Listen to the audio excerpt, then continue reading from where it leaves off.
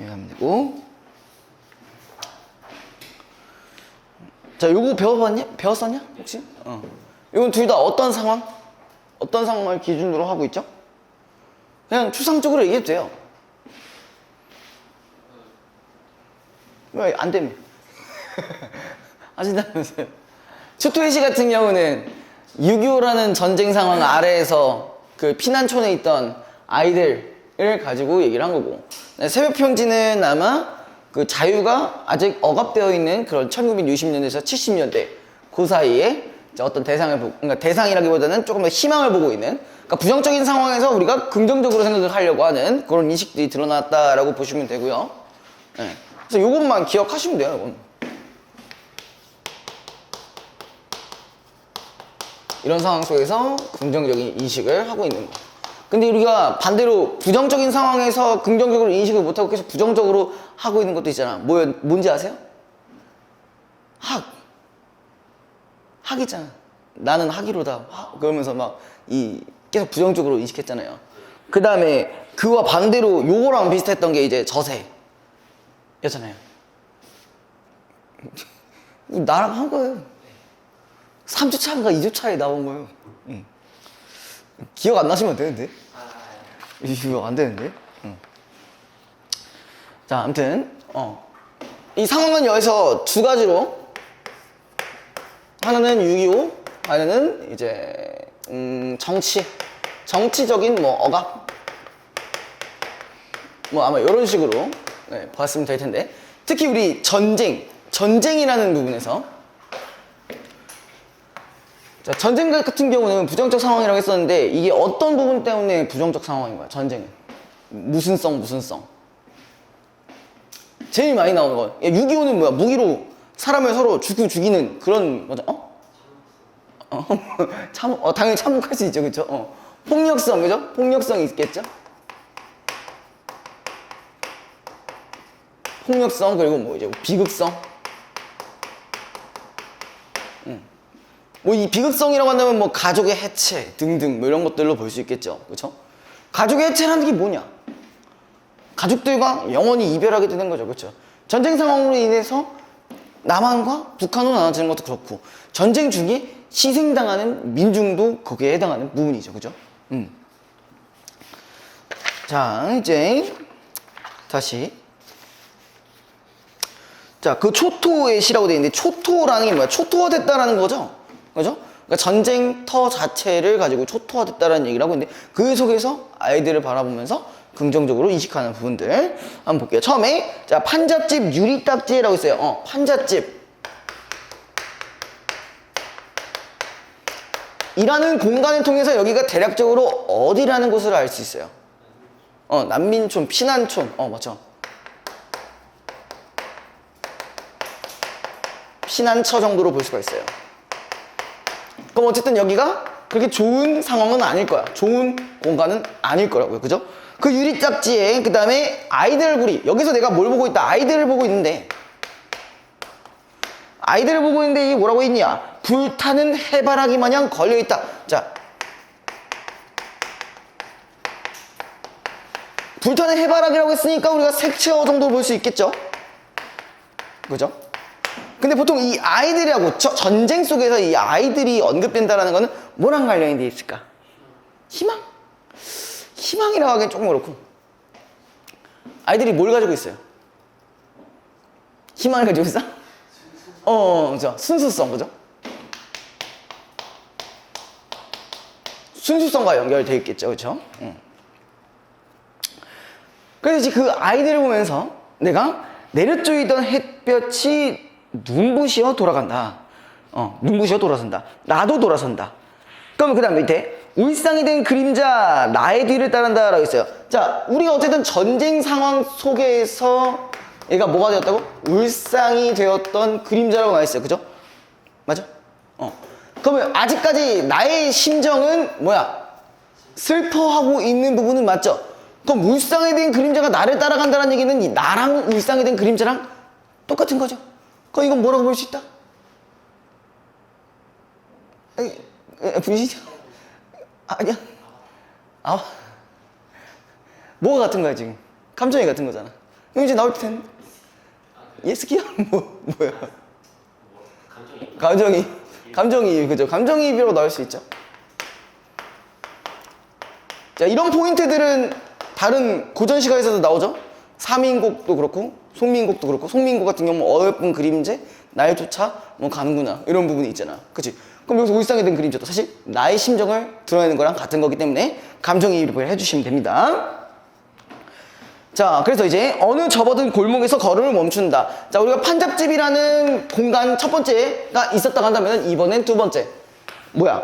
골목이라고. 골목에서 멈추는데. 자, 잿더미가 소복한 울타리에 개나리가 많이 졌다 그랬어요. 자, 일단 이 골목에서 내가 두 가지의 대상을 봤어요. 뭐 첫 번째는 잿더미, 그 다음에 개나리. 자, 요거는 둘이 뭐라고 볼 수 있냐? 대비가 되어 있다라고 볼 수 있죠. 왜? 어떤 속성으로? 어떤 속성으로 볼 수 있어? 어떤 대비당 속성을 갖고 있는 거야? 이건 잿더미는 뭐야? 전쟁으로 인해 모든 게 다 불타고 남은 것들이잖아, 그쵸? 그럼 얘는요, 이렇게 볼 수 있어요. 생명이 아예 없는 상황, 그죠? 요런 상황 속에서, 생명이 없는 상황 속에서도 뭐가 피어나는 거야? 개나리가 피어났대. 그럼 뭐야? 이 생명이 없는 곳에서도 생명이 피어나고 있다는 것을 대비하고 있다는 거죠. 됐죠? 그럼 여기서부터 자꾸 슬슬 뭘 보기 시작하는 거야? 어떤 희망적인 요소들을 보고 있다는 거죠. 됐어요? 자, 그 다음에 이번에는 이 골목에 있는 상황인데 밑에 저기 언덕을 내려달리는 소녀의 미소엔 여기서 이제 뭐가 일어났다? 이번에는 시선의 이동이 일어났죠. 그러니까 우리는 여기는요, 공간의 이동과 시선의 이동이 같이 들어가는 거야, 그죠? 공간의 이동도 있고요, 그 다음에 시선의 이동도 같이 있어요. 그럼 이 시선의 이동을 통해서 지금 뭘 보고 있다? 소녀도 나왔어요. 소녀의 미소엔. 일단 이 소녀 자체도 어쨌든 우리가 순수성과 연결이 가능할 거고요. 그리고 이 미소 자체도요, 미소에는 뭐가? 앞니가 빠져있대요. 앞니가 빠져. 죄 하나도 없다. 죄 하나도 없다라는 얘기를 했으니까 여기서도 마찬가지 뭘 표현하고자 했다? 순수성을 표현하고자 했다. 그러니까 이 공간 안에서도 뭐야? 이런 전쟁이라는 부정적 상황 속에서도 뭘 발견할 수 있었다? 순수성을 발견할 수 있었다. 이렇게 보시면 되고요. 근데 그래서 내가 어떻게 정서가 변하는 거냐? 나는 술 취한 듯 흥그러워졌다라고 했어요. 그죠? 술 취한 듯 흥그러워졌다. 흥겨움으로 바뀌었어요.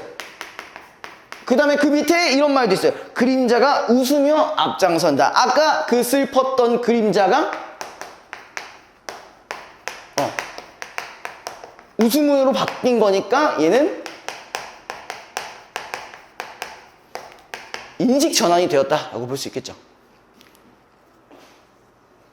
그리고 동시에 얘도 마찬가지 똑같이 이 그림자도 감정이입이라고 볼 수 있겠죠. 감정이입.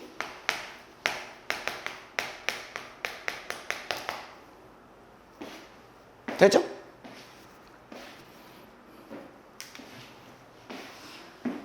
넘어가도 되나요?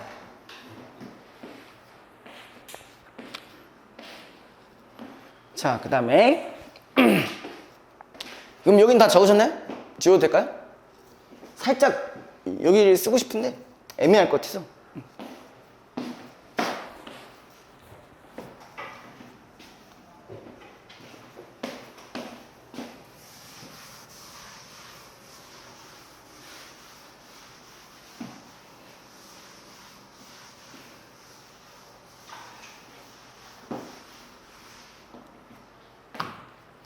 자, 거기 제목이 일단 새벽 편지라고 되어 있잖아요, 그죠? 근데 우리가 새벽이라는 이 시간을 좀 주목을 해줘야 돼. 자, 새벽이라는 시간 두 가지 의미가 함축되어 있어요. 뭘까요? 뭘로 보면 좋을까? 새벽이라는 속성 그 자체로 보면 어둠이잖아, 아직, 그죠? 그럼 얘는 부정적인 현실을 내포하고 있으면서도, 자, 새벽이라는 건 이제 뭐야? 곧, 그치, 아침이 뜨는 거잖아요. 그죠? 맞죠? 부정적 현실을 얘기하면서도 긍정적인 희망을 암시하는 시간대라고 보시면 돼요. 근데 여기는 정확히 미래에 대한 얘기겠죠? 미래. 그렇죠? 희망이니까 미래랑 연결될 거예요. 자, 그 다음에 새벽에 깨어나 반짝이는 별을 보고 있으면은 뭐 일단 별이 뭐야 어떤 시적 대상이 될 수 있겠죠. 이 세상 깊은 어디에 마르지 않는 사랑의 샘 하나 출렁이고 있을 것만 같다. 자, 이 새벽에 지금 뭐가 있대요? 이런 사랑의 샘이 출렁이고 있을 것 같아요. 그 다음에 고통과 쓰라림과 목마름의 정령들은 잠들고 눈시울이 붉어진 인간의 혼들만 깜빡이는 아무도 모르는 고요한 그 시각에, 그러면 우리 앞에 있는 그 고통, 쓰라림, 목마름 요거는 어디에 해당하는 거예요? 여기 부분에 해당하는 부분이겠죠, 그쵸? 그 다음에 아름다움은 새벽의 창을 열고 우리들 가슴에 깊숙한 뜨거움과 만난다. 그럼 두 번째, 아름다움, 여기는 쓰라림이고 고통, 시련 등이 여기 안에 포함되어 있는 거고, 여기 같은 경우는 지금 뭐라고 되어 있죠? 아름다움이죠. 그 다음에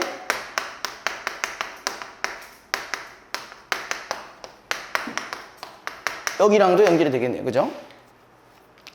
그 다음 밑에 다시 고통하는 법을 익히기 시작했다. 자, 고통하는 법이라는 건 뭐야? 어떤 특정한 고통이나 시련들을 뭐하고 있는 거예요? 인내하는 자세겠죠? 인내를 왜 하는 거예요? 긍정적 미래가 있기 때문에 이걸 일단 지금 내가 인내하고 있는 거라고 볼 수가 있겠죠. 그죠? 그 다음에 다시 밝아올 아침에 자유로운 새소리를 듣기 위하여. 자, 아까 이 부분이랑 정확히 연결이 가능할 거예요. 그죠? 밝아올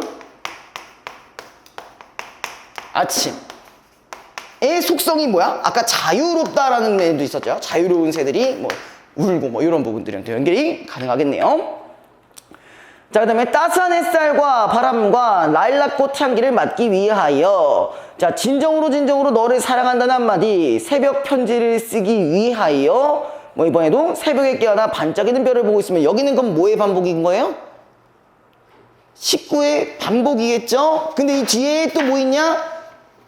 자, 이 세상 깊은 어디에 마르지 않는. 자, 그럼 어떻게 보면요, 여기는 19의 반복이라고도 볼 수 있는데 뭐라고도 볼 수 있어요. 앞과 뒤가 똑같은 수미상관도 연결 가능하겠죠. 근데 다만 수미상관이긴 하지만 완전히 똑같지는 않잖아요. 그쵸? 사랑의 샘이랑 희망의 샘이라는 말이 있었기 때문에 수미상관의 변용이라고 정리를 해주시면 됩니다. 거기서는 희망이라는 부분이 있었기 때문에. 아까는 사랑이었고 지금은 희망이었으니까. 그 내용 자체가 크게 어렵지는 않았습니다. 넘겨보시면요, 130페이지에 자 1번, 자, 가와 나의 시상전개에 대한 이해로 가장 적절한 것은, 자 1번, 가는 공간의 이동을 중심으로, 나는 시선의 이동을 중심으로. 자, 뭐 가는 물론 공간의 이동이 있긴 있었어요. 그쵸? 근데 나에서는 시선의 이동이 있었나? 그냥 그 바라보는 대상만 관찰하고 있었기 때문에 이건 틀렸고요. 자, 2번, 가는 대상이 지닌 속성을 열거한다라는 부분은 사실 보기가 좀 어렵고요. 그죠? 그 다음에 나에는 대상의 외형을 묘사해. 별에 대한 외형을 묘사한 적 없죠. 그쵸? 3번, 가는 정적인 이미지를 중심, 나는 역동적인 이미지 중심. 이 둘 다 알 수가 없습니다. 그죠? 4번, 가와 나는 모두 화자가 바라본 대상으로부터 촉발된 정서. 이 대상이 뭐였어요? 가에서는 어른이었고, 그 다음에 나에서는 별이었죠? 그죠? 그 다음에 5번, 가와 나는 모두 화자가 처한 현실과 화자의 내면 세계 사이의 갈등. 뭐 갈등이 나타나진 않았잖아. 그죠? 4번이 정답입니다. 자, 기억과 니은에 대한 설명. 기억이 내려쪼이던 햇발이고, 그 다음에 니은은 따스한 햇살인데, 둘 다 보면 우리가 긍정적으로 뭐 볼 수는 있을 것 같대요. 그죠? 그죠? 있을 것 같아. 자, 그걸 기준으로 일단 볼게요. 1번. 자, 1번. 기억과 니은은 모두 화자가 경험하고 있는 현실 상황에서 새로운 의미를 발견하게 되는 역할을 하고 있다. 새로운 의미라기보다는 그냥 뭐 긍정적인 희망적인 부분이라고 얘기했었죠. 자, 2번. 기억과 니은은 모두 부조리한 세계. 이 어두운 속성과 대비되는 이상적 세계의 밝고 명랑한 이미지. 자, 요거는 조금 헷갈릴 수는 있을 것 같아요. 그죠? 근데 우리가 여기가 이상적 세계라고 보기엔 어렵잖아. 그냥 우리가 극복할 수 있다라는 믿음을 갖고 있는 거지, 이상적 세계라고 보기엔 조금 어렵습니다. 3번. 기억은 화자가 경험하고 있는 내면적 성숙. 이거 내면적인 거랑 전혀 상관없는 거잖아요. 그죠? 4번. 자, 기억은 화자가 느끼고 있는 부끄러움을 자극, 이것도 아니겠네. 그죠? 5번. 자, 마주하고 있는 대상에 대한 화자의 안쓰러운 마음. 자, 왜 안쓰러운 마음이 연결될까? 밑에 울상이 된 그림자 나의 뒤를 따른다라는 부분이랑 연결이 가능하겠죠. 일단 아이들 자체는 긍정적으로 인식할 수 있지만 여기는 뭐야? 울상이 됐다고 했기 때문에 요거는 맞고요. 그 다음에 니에는 부정적 현실이 종식된 상황에 긍정적 이미지를 환기하고 있다. 요것도 연결이 되겠죠. 자유를 억압하고 있는 상황이니까. 그 다음에 넘기시고 3번 보시면 돼. 3번의 보기. 자, 구상의 초토의 시와 곽지구의 새벽 편지는 모두 부정적 현실 속에서 새로운 희망을 발견하는 화자의 모습을 형성하고 있는 작품이다. 초토의 시는 6.25 전쟁을 배경으로, 새벽 편지는 비민주적이고 억압적인 정치 현실을 배경으로 이러한 현실을 살아가는 사람들의 고통을 형상화하고 고통 속에서 희망의 단초를 발견함으로써 현실에 대한 화자의 전환된 인식을 드러내고 있다. 되어 있네요. 자, 1번. 자, 가에서 나의 뒤를 따르던 울상이 된 그림자가 웃으며 앞장을 서게 된 것은 화자의 부정적 인식이 긍정적으로 전환됐다. 이거는 너무도 맞는 말이죠. 그죠? 그 다음에 2번. 나의 화자가 아무도 모르는 그 고요한 시각에 새벽 편지를 쓰는 행위에는 부정적 현실에서 벗어나 밝아올 아침을 맞이하고 싶은 바람. 이것도 연결 가능하겠죠. 그죠? 아침까지 버티자는 얘기니까. 3번. 가에 불타는 해바라기 마냥 걸려있는 아이들과 나의 고통과 쓰라림과 목마름의 정령들은 모두 부정적 현실 속에서 힘겹게 살아가는 사람들. 연결 가능하겠죠, 여기까지도? 그죠? 졸려? 4번. 가의 화자가 골목에서 걸음을 멈추는 행위와 나의 화자가 깊숙한 뜨거움과 만나는 행위는, 자, 모두 고통스러운 현실을 극복하고자 하는 화자의 적극적인 노력이라고 돼 있네. 적극적인 노력인가요? 그렇게 보긴 어렵죠. 관찰을 하고 있기 때문에. 5번. 자, 가의 화자가 잿더미가 소복한 울타리에서 발견한 개나리, 그러니까 생명이 없는 공간에서 본 생명, 나의 화자가 새벽에 깨어나 보고 있는 반짝이는 별은 모두 화자가 부정적 현실 속에서 발견한 희망으로 볼 수 있다. 이것도 연결이 가능하겠네요. 자, 그 다음에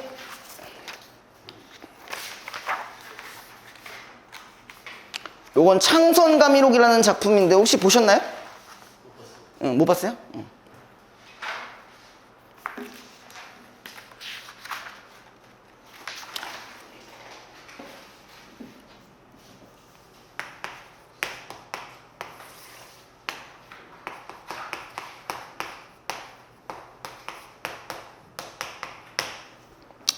일단은 이 수특에 나와 있는 창선가미록 자체는 그렇게 막 내용이 어렵거나 그런 건 없는데, 여러분들이 이제 기본적인 구조를 좀 알고 계시면은 조금 더 나중에 도움이 되실 것 같아서, 예를 들어서 만약에 창선가미록이 문제로 나온다고 하면은 요 내용보다는 약간 메인 중심 내용이 더 나올 수 있는 확률이 더 크거든요. 그래서 그거 한번 정리해주고 그 다음에 다시 본 내용으로 들어가 볼게요.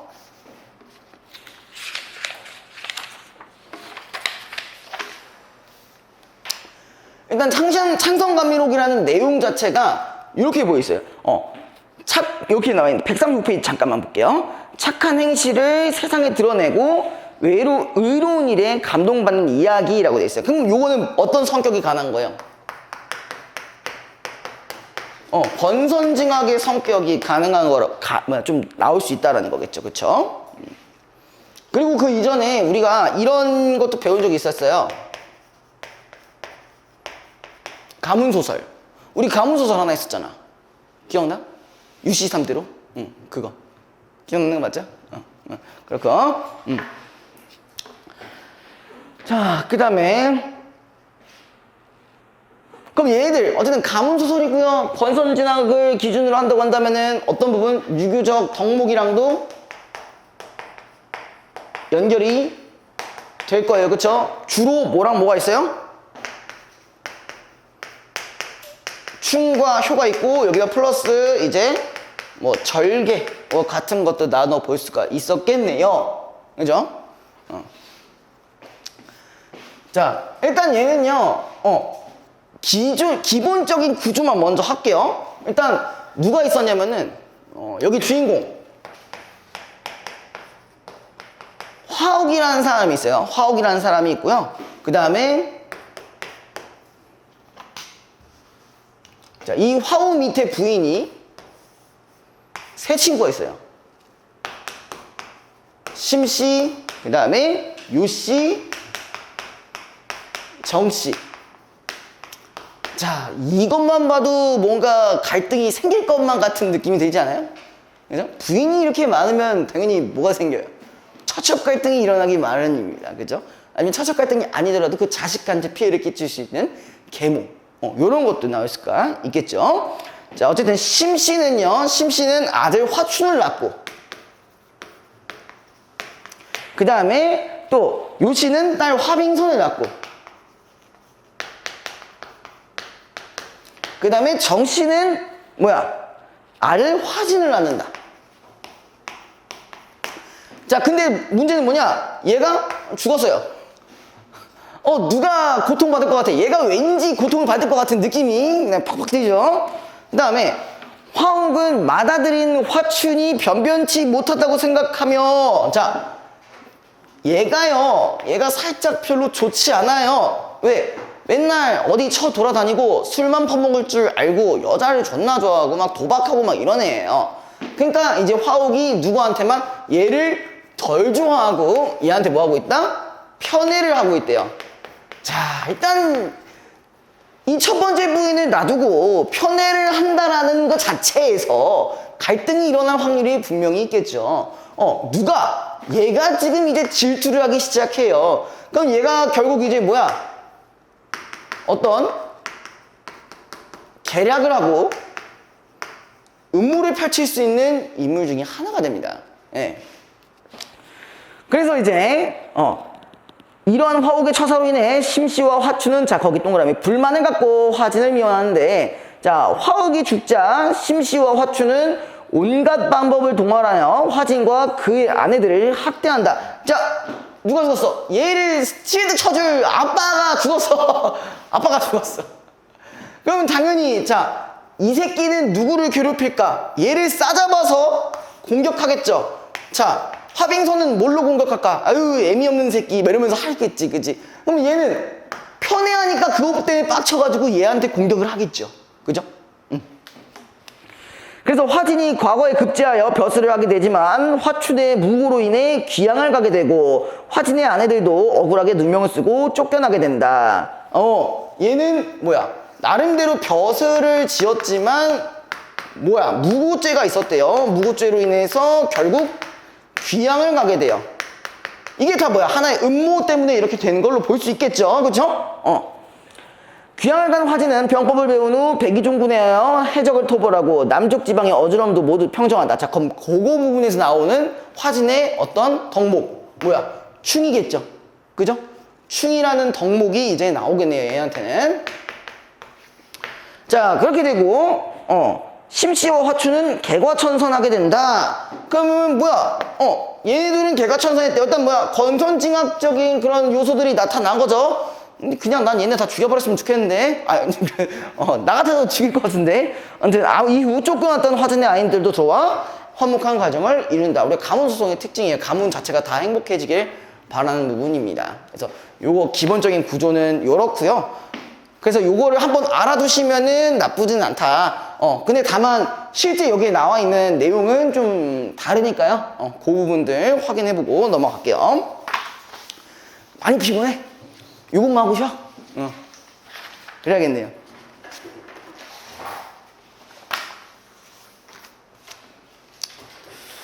자, 다시 132로 돌아가 봅시다.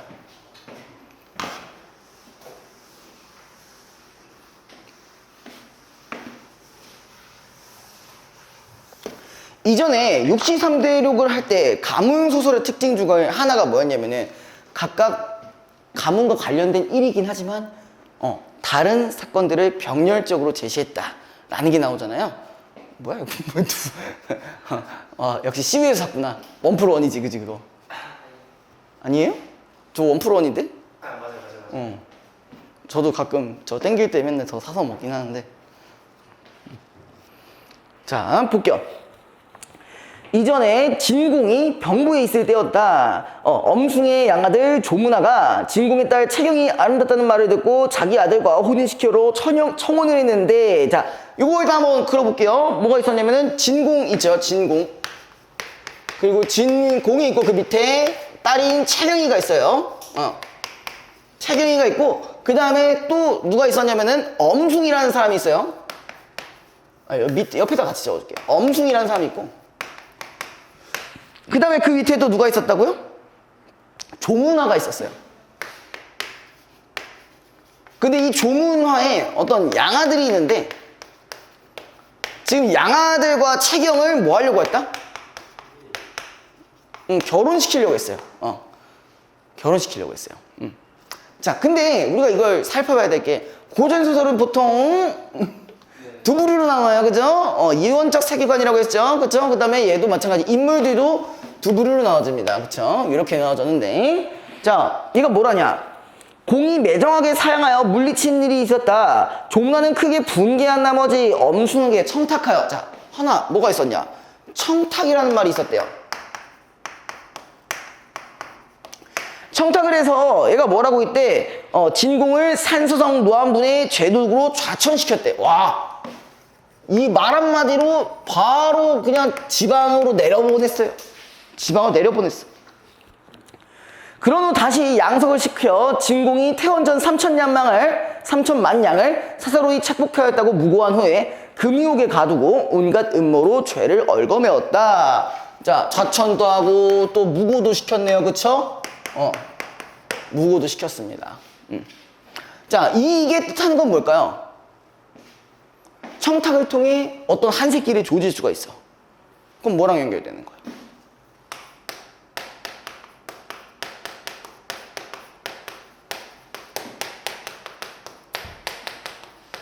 부패한 권력이 있었다라는 걸 알 수가 있겠죠. 이건 어떻게 보면 조선 후기 자체를 비판하는 그런 내용과 연결이 가능하겠네요. 그죠? 그래서 이제 조문화는 부인과 채경이 서울의 옛집으로 돌아왔다는 말을 듣고는 부인의 친척 오라버니 오낭중을 불러 말했다. 자, 부인의 친척 오라버니라고 했으니까 여기랑 관련된 어떤 인물이 있겠죠. 자, 보통 여기에 있는 인물들 중에 그렇게 뭐 비중이 높지 않으면 그냥 뭐 요 정도로만 그냥 딱 적어주면 끝납니다. 그렇게 비중 안 높습니다. 그래서 진영수의 죄로 보자면은 죽어 마땅하지만 내가 입만 한번 뻥긋하면은 구해줄 수도 있어. 허나 지난번에 진영수는 나를 심히 업신여기며 우리 집의 청혼을 딱 잘라 거절했었지. 그러니까 지금 내가 원수를 은혜로 갚을 수는 없지 않소. 듣자니 그대가 진영수와는 친척간이기도 하니 진영수가 살아서 감옥문을 나오는 걸 보고 싶다면은 나를 위해 그 딸에게 이 말을 전하시오. 그 딸이 만약 효녀라면은 틀림없이 어찌해야 하는지 알 것이오라고 했으니까, 자, 이 조문화가 얘한테 똑같이 권력을 통해서 뭐하고 있다? 협박을 하고 있어요. 근데 다만 이 사람의 성향이 그 밑에 직접적으로 드러납니다. 자, 오낭중은 원래 권세 있는 사람을 두려워하여 밑줄 쳐주시고, 이게 성격의 직접적 제시라고 볼 수 있겠죠. 자, 그저 내내하기만 하는 위인이라서 손을 모으고 공손하게 말을 들었다. 그리고 바로 오부인을 찾아가 그 말을 전해주었는데, 그러자 부인이 몹시 화를 내며 말했다. 조문화 그놈이 감히 내 딸을 모욕하다니. 채경이 분연히 아뢰었다. 옛날 효녀 중에서는 사형에 처해진 아버지의 죄를 대신하여 스스로 관가의 노비가 된 이도 있고, 또 몸을 팔아서 부모의 장례를 치른 이도 있습니다. 저의 몸과 머리카락, 피부는 모두 부모님이 주신 것입니다. 지금 아버님이 무거운 형벌을 받으시게 되었는데 자식으로서 모욕인지 아닌지를 따질 겨를이 있겠습니까? 자, 여기서 채경이 말하는 방식이 뭐였어요?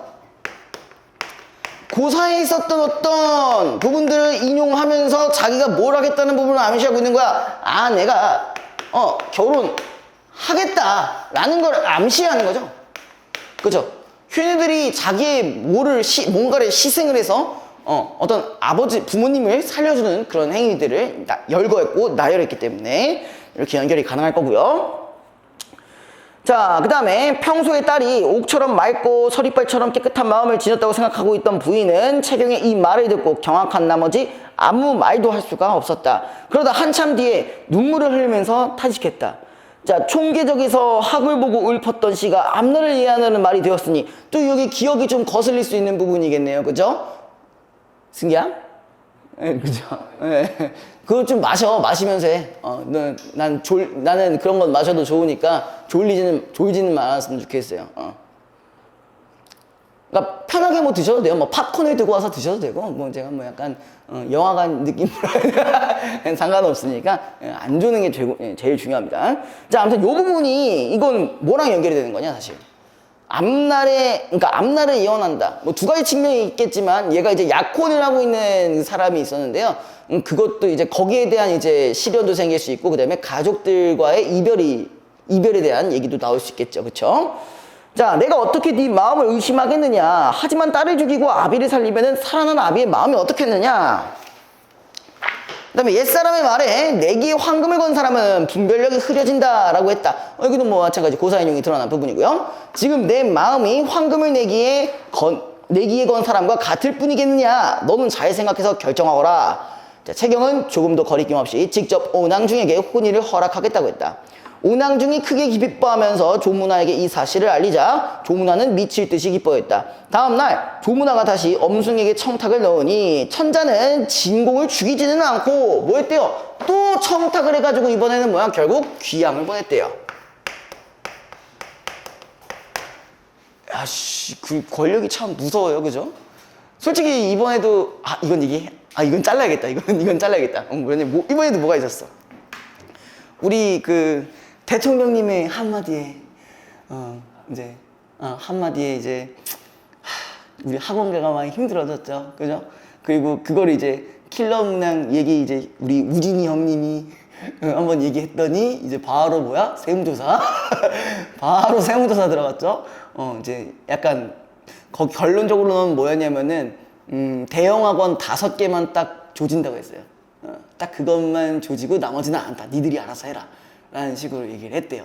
뭐 그거는 알려지지 않은 사실일 수도 있지만 저는 이제 어쨌든 본 바가 있어가지고 뭐 대형 학원이라고 한다면은 뭐 일단 당연히 메가는 있었겠죠. 그리고 뭐 이제 그 시대인재 뭐 이런 것도 있고 그런 데들이 이제 다 좀 열심히 맞았더라고요. 요즘 보니까 이제 자기를 거슬리게 하면은 다 약간 부셔버린다. 뭐 그런 것도 있고. 근데 그게 꼭 학원에서만 있었던 게 아니라 이번에 라면 쪽에서도 또 있었습니다. 라면 값을 지금 한 10%, 5%에서 10% 정도 다 내렸어요. 내렸어요? 네, 내렸어요. 그러니까 몇 개 빼고는 거의 웬만한 건 다 내렸어요.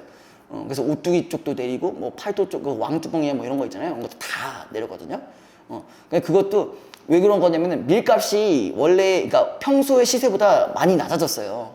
많이 낮아졌으면은 그러면은 이제 어쨌든 거기에 맞춰서 또 가격도 더 내려야 되잖아. 근데 우리나라 물가 특이 뭐예요? 한번 오르면 절대 내려가지 않는다. 절대 안 내려가요. 절대 안 내려가기 때문에 이번에도 무슨 회의 같은 걸 또 했나 봐요. 회의 같은 걸 했는데 그 다음 날에 다 거기 있는 그 기업 뭐 회장들이 다 이제 라면 가격을 다 5%에서 10% 정도 이렇게 낮췄다는 거예요. 만약에 안 낮췄으면 어떻게 돼요? 지금 학원꼴 나죠? 이제 바로 이제 또 식품도 카르텔 이러면서 이제 할 수가 있기 때문에. 그래서 뭐 그런 일들이 좀 있었다. 뭐 어쨌든 저는 뭐 크게 뭐 문제가 될 부분은 아닌 것 같고 아직 학부라서요. 아직 학부 새끼라 괜찮습니다. 제가 뭐 100억씩 벌고 그러진 않잖아요. 100억씩 벌고 있으면 지금 여기가 아니라 저 어디 인강 짓고 있겠죠, 집에서. 그죠? 그러지 않을까 싶은데 인강은 제가 할 수 있는 영역은 아닌 것 같아요. 좀 귀찮아요. 이렇게 귀찮은지 모르겠어요. 그죠? 아무튼 어디까지 했죠? 그 다음에 거기 어디 갔냐? 진궁이 옥에서 나오자 부인과 채경이 붙들고 통곡하는데 진궁은 강개한 모습으로 길게 탄식할 따름이었다. 내가 미리 기밀을 알아차려 별수를 그만둘 것을 유유부단하게 지체한 탓에 이 같은 몹쓸 일을 당했으니 누구를 원망하겠어. 그렇지만 틀림없이 죽을 목숨을 폐하께서 너그러이 욕설하셨으니 이 또한 천지신명이 보살핀 덕이요. 그러자 부인이 흐느끼며, 그러니까 이게 사실 누구 때문에 그런 거야? 이 엄숭한테 청탁해서 이게 풀려난 거잖아요, 그죠? 그래서 부인이 흐느끼며 조문화와 혼사하기로 한 일을 말했다. 진공은 화가 치밀어서 머리털이 모두 곤두섰다. 아니 내가 차라리 처형당해버리든 시체가 될지언정 어찌 차마 도적놈과 사돈을 맺은 사람이라는 불명예를 견디겠소. 게다가 우리 딸은 3살 때부터 이미 윤유옥과 약혼하여. 자, 우리 채경이가 그냥 애냐고, 윤유옥이라는 아이랑 이미 결혼이 정해져 있어요. 보통 요 약혼, 결혼이 정해져 있다는 얘기는 가문 소설에서 진짜 많이 등장하는 포인트거든요. 예, 보통 정략 결혼이라고 하죠. 근데 어떻게 3살부터 결혼 약속을 하냐, 그죠? 자, 그 다음에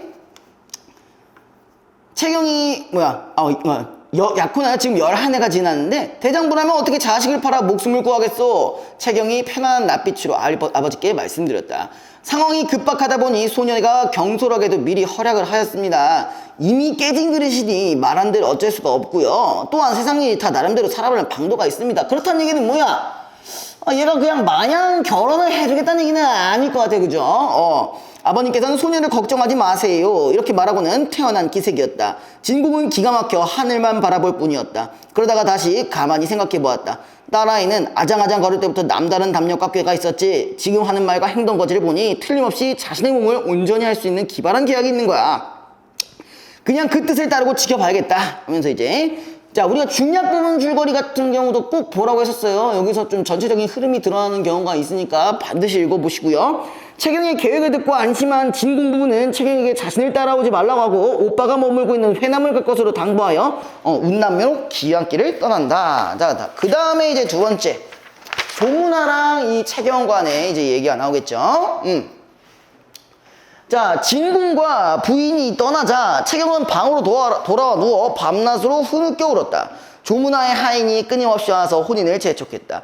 채경은 유무를 시켜 말을 정하게 했다. 아까 그 여러 가지 방법이 있다고 했었는데, 자, 결혼을 피하는 방법.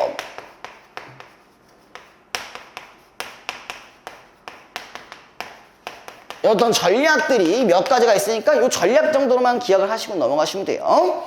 자, 이제 막 부모님과 헤어지려니 마음이 먹먹합니다. 수십일 정도 지내고 마음이 좀 진정된 뒤에야 혼인을 할 수 있겠습니다. 조문아의 하인이 돌아가서 채경의 말을 전했다. 아들이 안 달라서 조급해하자 조문아가 말했다. 아유, 사람이 마음이라면 그럴 수밖에 없으니 원하는 대로 해주자꾸나. 그 아이는 이미 손안에 든 바나 진배 없으니 조금 혼인을 늦춘다고 해서 어디로 가겠느냐. 자, 첫 번째는 약간 효심을 이제 언급하면서 결혼을 약간 어떻게 하고 있어요? 미루고 있어요. 이런 식으로 결혼을 일단 첫 번째로 미뤘어요. 자, 그 다음에 4대세 후에 조문아는 계집종을 보내 채경이 어떤지 살펴보게 했다. 채경은 머리카락으로 얼굴을 가린 채 이불을 뒤집어 쓰고 신음하고 있다가 갸냘픈 목소리로 유머를 불러 말했다. 내가 슬픈 일을 겪고 마음이 상한 뒤 끝에 심한 감기에 걸렸네. 마음을 편안히 먹고 몸조리를 잘해서 하루라도 빨리 몸이 완쾌되어야 아버님을 살려주신 은혜를 갚을 텐데 밖을 사람이 너무 자주 오가니 마음이 불편하네. 자, 두 번째는 이제 그 하인도 이제 출입하지 말라고 이런 식으로 이제 전략을 두 번째로 세웠죠. 그죠? 그 다음에 계집종이 돌아가 이 말로 아뢰자 조문아가 기뻐하며 말했다. 그의 아이가 참 효성도 지극하고 은혜를 아는구나. 지금 그 뜻대로 가서 성을 도두지 맞았구나. 이후로는 매일 문 밖에서 안부만 묻고 함부로 집 안으로 들어가지 마라. 다시 열흘이 지나자 채경은 부모님의 행차가 이미 멀어졌겠다 헤어라고 유모와 몸종 운섬을 데리고 짐을 가볍게 훅 꾸린 후, 자, 거기 동그라미 남자 옷을 입은 채, 자, 세 번째, 남장을 하고 뭐 한 거야? 빤스런 했어요. 빤스런 쳤어요. 예. 그래서 한 마리 나귀를 타고 회남으로 떠났다. 다음날 아침 조문아의 하인이 와서 보니 집이 텅 비어있고 사람 흔적이 없었다. 크게 놀라고 이상하여 같은 골목에 사는 사람에게 물었다. 저 집 아가씨가 어디로 갔어? 그 사람이 퉁명스럽게 말했다. 아가씨인지 아줌마인지 난 그런 사람 모르. 하인이 할 일 없이 들어서 조문아에게 알렸다. 조문아 부자는 눈이 휘둥그레지고 입이 딱 벌어진 채 서로 쳐다만 볼 뿐 아무 말도 못했다. 어쨌든 결론적으로 이런 방법들을 통해서 결혼을 안 하게 된 거죠. 그쵸? 자, 1번 문제부터 볼게요. 1번 윗글의 내용에 대한 이해로 적절하지 않은 것은, 자, 1번 진공은 자신이 옥에 갇힌 것이 벼슬에 집착했기 때문이라며 자책하였다. 맞죠? 처음엔 그랬잖아. 그죠? 연결되니? 2번 양석은 조문화의 지시에 따라 나랏돈을 사적으로 사용했다며 진궁을 무고하였다. 이것도 맞는 말이죠. 3번 오낭중은 조문화의 권세에 대한 두려움 때문에 조문화의 말을 모부인에게 전달하였다. 아까 협박당했다고 했잖아요. 그죠? 권력이 약한 새끼라고 했어요. 자, 4번 엄숭이 진궁을 좌천시켜 금우에게 가두자 황제는 진궁의 죄를 밝히기 위해 운남으로 귀양을 보냈다가 아니라 진궁의 죄를 밝힌 게 아니라 엄숭이의 또 청탁으로 그렇게 된 거잖아요. 그죠? 여기 4번 틀렸습니다. 자, 2번 보기를 참고할 때 기억과 같이 말한 이유를 추론한 것으로 가장 적절한 것은, 자, 기억이 아까 그거였어요. 그 앞날의 예언이라는 말 그거 있었죠? 기억나요? 어디냐면은 그 132페이지의 그 맨 밑에 두 번째 총계적에서 학을 보고 읊었던 시가 앞날을 예언하는 말, 여기 부분. 얼마 안 남았어. 이거만 하면 끝이야. 자, 그 다음에 이거를 추론한 것으로 적절한 건데 보기에 있는 부분 잠깐 볼게요. 윤신랑의 아들인 윤여옥과 진궁의 딸인 채경은 혼인을 약속한 사이이다. 어느 날 총계정에서 학 한 마리가 길게 울며 외롭게 날아가는 모습을 본 윤신랑은 채경에게 이에 대한 시를 짓도록 하였다. 채경이는 사랑하는 이와 함께하고 싶은 마음을 담아 아래와 같은 시를 지었다. 그래서 사람들 놀랄까 큰 울음은 그쳤지만 삼청의 이를 날개 어이없으리. 여기 갈 수가 없대요. 다만 왕자진과 약속이 있어. 밤마다 구산에서 만리밖을 그리네. 그러니까 내가 지금 실질적으로 갈 수는 없지만 누군가와 어떤 약속을 했기 때문에 그리워하고 있다는 거죠. 맞나요? 이렇게 연결되나요? 그 기준으로 볼게요. 자, 1번. 자, 적절한 겁니다. 자, 사람들 놀랄까라는 구절이 채경의 선택으로 인해 진공이 노심초사하는 상황을 예언한 것이라 생각했다가 아니죠. 근데 아까 우리 뭐라고 했어? 앞날의 예언, 가족의 헤어짐과 연결된다고 했었잖아요. 거기서 제일 적합한 부분이 1번은 아닌 것 같아요. 그죠? 그 다음에 2번, 큰 울음을 굳혔지만 라는 구절이 진공을 안심시키기 위해 채경이 자신을 희생하는 상황, 이것도 아니죠. 그쵸? 3번, 삼청의 이를 날개 어이없으리 라는 구절이 채경이 조문화의 아들과 자신의 혼인을 막지 못하는 상황을 예언했다. 그것도 아닌 거죠. 그죠? 그러면 4번 왕자진과 약속이 있다는 구절이 윤유옥과의 약속을 지키기 위해 혼인하는 상황을 예언한 것이다. 근데 연결은 될 수 있지만 기억과 연결을 시키는 거니까 정확히 말하면요. 기억과 관련해서 보면은 5번 밤마다 부산에서 만리밖을 그리워한다는 구절이 채경이 계속들과 헤어지는 상황을 예언하는 것이 생각했다. 이게 가장 맞는 말이겠죠. 그죠? 3번. 자, 니은의 구체적 내용. 니은이 아까 아마 그걸 거예요. 살아남을 방도가 있습니다. 그런 부분일 겁니다. 맞나요? 나름대로 살아남 방도. 그거에 대해서 다시 보도록 할게요. 자, 1번. 자, 니은의 구체적 내용을 채경의 입장에서 서술한 것으로 적절하지 않은 것은 1번 아버님을 구해준 은혜를 잊지 않고 있음을 상기시켜 조문을 안심시켜야겠다. 맞겠죠? 2번 부모님과 헤어진 뒤에 심정을 이야기하며 마음이 진정될 때까지 혼인을 미뤄달라고 부탁하겠다. 이거 있었던 전략이잖아요. 그죠? 3번 힘든 일을 겪어 병에 걸렸다고 말한 후에 하루빨리 몸을 회복하기 위해서 사람의 출입을 삼가달라고 말했다. 여기 안에 있는 전략에 해당하는 겁니다. 4번 부모님께서 조문화의 위협으로부터 벗어난 다음에는 다른 사람이 알아보지 못하게 행색을 바꾼 후 마을을 떠났다. 맞고요. 5번 마을 사람들에게는 내가 집을 나온 시간과 떠나는 장소에 대한 잘못된 정보를 퍼뜨린 게 아니라 그냥 얘네들이 얘를 모르는데? 그죠? 모르죠? 그래서 5분이 정답입니다. 마지막 문제 하나만 하고 마무리하도록 할게요. 4번. 자, 보기를 바탕으로 윗글을 감상한 내용으로 적절하지 않은 것은, 자, 어떤 사안에 대한 윤리적 판단을 내리고 행동으로 옮길 때에는 상황을 고려하기 마련인데 조선시대는 이를 정도와 건도라는 개념으로 구분하였다. 자, 정도란 도를 행할 때, 자, 동그라미 원칙을 지키며, 그 다음에 동그라미 올바른 방법으로 행하는 것을 말하며, 자, 상황에 따라 그 방법을 달리하는 것을 건도라고 한다. 그럼 어쨌든 융통성을 발휘한다는 부분이 연결이 가능할 거죠. 그죠? 이때 건도는 단순히 상황 논리에 따라 원칙을 바꾸는 것이 아니라 위기 상황에서 기지와 용기를 발휘하여 능동적으로 위기를 극복할 뿐만 아니라 이 과정에서 자신이 지켜야 할 명분과 도리를 잃지 않고 도를 실천하는 것을 말한다. 그러니까 정도랑은 좀 다른 부분이지만 어쨌든 도를 지킨다라는 부분은 확실한 거죠. 어떤 덕목을 지켜낸다는 거는 똑같은 말이죠. 찬성 가미록에서 진체경은 부모와 자식 간의 도리인 효와 남녀 간의 도리인 열을 실천하기 위해 정도와 권도의 선택 상황에 노게이드 되는데, 이때 진체경이 보여주는 선택과 선택에 대한 인물들의 반응은 다음과 같이 구분할 수가 있다. 자, 적절하지 않은 건 내가 볼까요? 1번, 조문화가 자신의 말을 채경에게 전하오라고 오낭중에게 당부하는 것은 채경에게 비를 강요하는 것으로 볼 수가 있다. 이 뭘 전하라고요? 아빠 그 감옥 나오게 하려면은 새끼야 해야 돼, 이런 말을 했으니까 옳은 방법은 아니지만 어쨌든 효를 지켜야 된다고 강요하고 있는 거죠. 연결되니? 2번, 조문화의 아들과의 혼인을 허락한 채경의 결정에 오부인이 안타까워하는 것은 평소 채경이 A와 D를 중시하고 여기 있다. 그러니까 정도를 중시한다. 맞죠? 3번, 윤희옥의 관계를 언급하며 채경의 선택에 대해 화를 내는 진궁의 모습은 자신 때문에 채경이 D를 행하지 못할 것을, 그치? 정도이면서도 열을 지킬 수 없다라는 거, 윤희옥과의 뭔가 지킬 수 없다는 거를 부끄럽게 여기기 때문이다. 맞고요. 4번, 병환을 핑계로 자신의 집에 출입하는 것에 참가달라는 채경의 뜻을 조문화가 따르기로 한 것은 채경이 B와 C를 동시에 선택했다고 믿었기 때문이다. 자, 이 병환이 사실 뭐 때문에 걸린 거야? 부모님 때문에 걸렸다고 인식을 할 수 있죠. 얘네가 열에 대한 내용이 있는지는 모를 거란 말이야. 효에 대한 내용만 있으니까 C는 아닌 거죠. 그쵸? 다음 5번, 조문화의 아들과 혼인하지 않고 채경이 회남으로 떠나는 것은 B와 C를 통해 효와 열을 모두 실천한 것으로 볼 수 있겠다. 이거는 맞는 말이겠네요. 답이 4번입니다. 자, 여기까지 하고요. 잠깐 쉬었다가 진행하겠습니다. 칼로릭은 온도가 높은 쪽에서 낮은 쪽으로 흐르는 성질을 갖고 있다. 이렇게 돼 있어요. 그러면은 어쨌든 이 이론이요, 여러 가지가 있을 텐데 가장 첫 번째 18세기에 칼로릭 이론이라는 게 있어요. 칼로릭. 지금 여기에 특히 이런 과학적인 이론은요, 뭐가 뭔지 이해가 안 되실 경우도 있지만 이거를 우리가 어느 정도 대응을 하시려면요, 얘가 그냥 어떤 특성이지만 알고 넘어가시면 되거든요. 뭐야? 벌써 하품이라니요. 너무하신 거 아니에요? 제 목소리 졸린가요? 어떻게 더 귀에 때려 박아줘야 되네?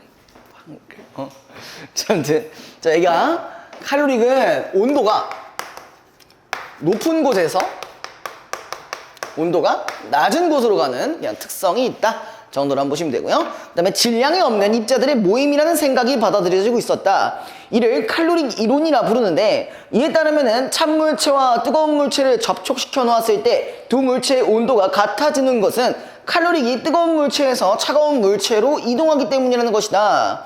이러한 상황에서 과학자들의 큰 관심사 중에 하나는 증기기관과 같은 열기관의 열효율 문제였다. 자, 그럼 이 부분에서 제일 중요하게 여겼다는 거는 열기관에서의 어떤 특정한 열효율이라고 했어요.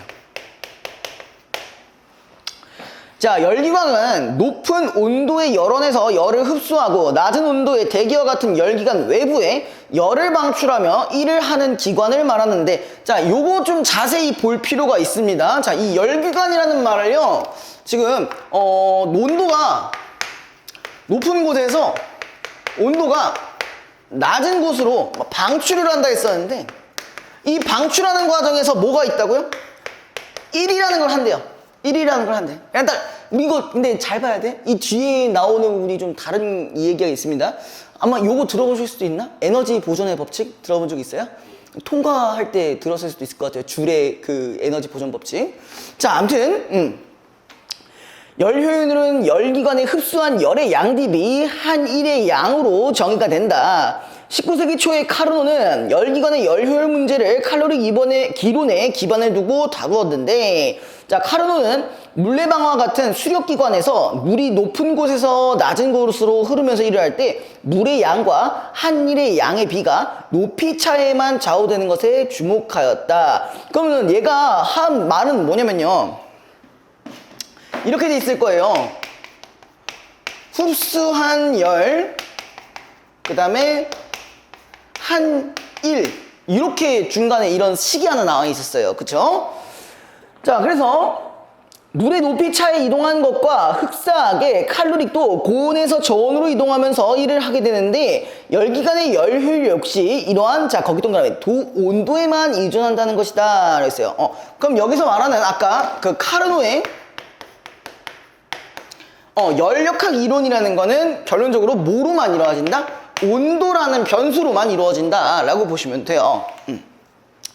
근데 당연히 여기서 끝나지 않겠죠. 밑에 한편 1840년대 줄은, 자, 요 40년대 줄이라는 인물이 있어요. 아까 방금 거는 카르노였고요. 이번엔 줄이라는 인물이 있는데요. 자, 줄은 일정량의 열을 얻기 위해 각 필요한 각종 에너지의 양을 측정하는 실험을 행하였다. 대표적인 것이 열의 일당량 실험이었는데 이 실험은 열기관을 대상으로 하는 것이 아니라 추를 낙하시켜 물속에 날개바퀴를 회전시키는 실험이었다. 열의 양은 칼로리로 표시되는데 그는 역학적 에너지인 1이 열로 바뀌는 과정의 정밀한 실험을 통해 1칼로리의 열을 얻기 위해서 필요한 1의 양인 열의 일당량을 측정하였다. 줄은 이렇게 1과 열은 형태나 다른 뿐 서로 전환이 가능한 물리량이므로, 자, 거기 밑줄 쳐보자. 서로 전환이 가능한 물리량.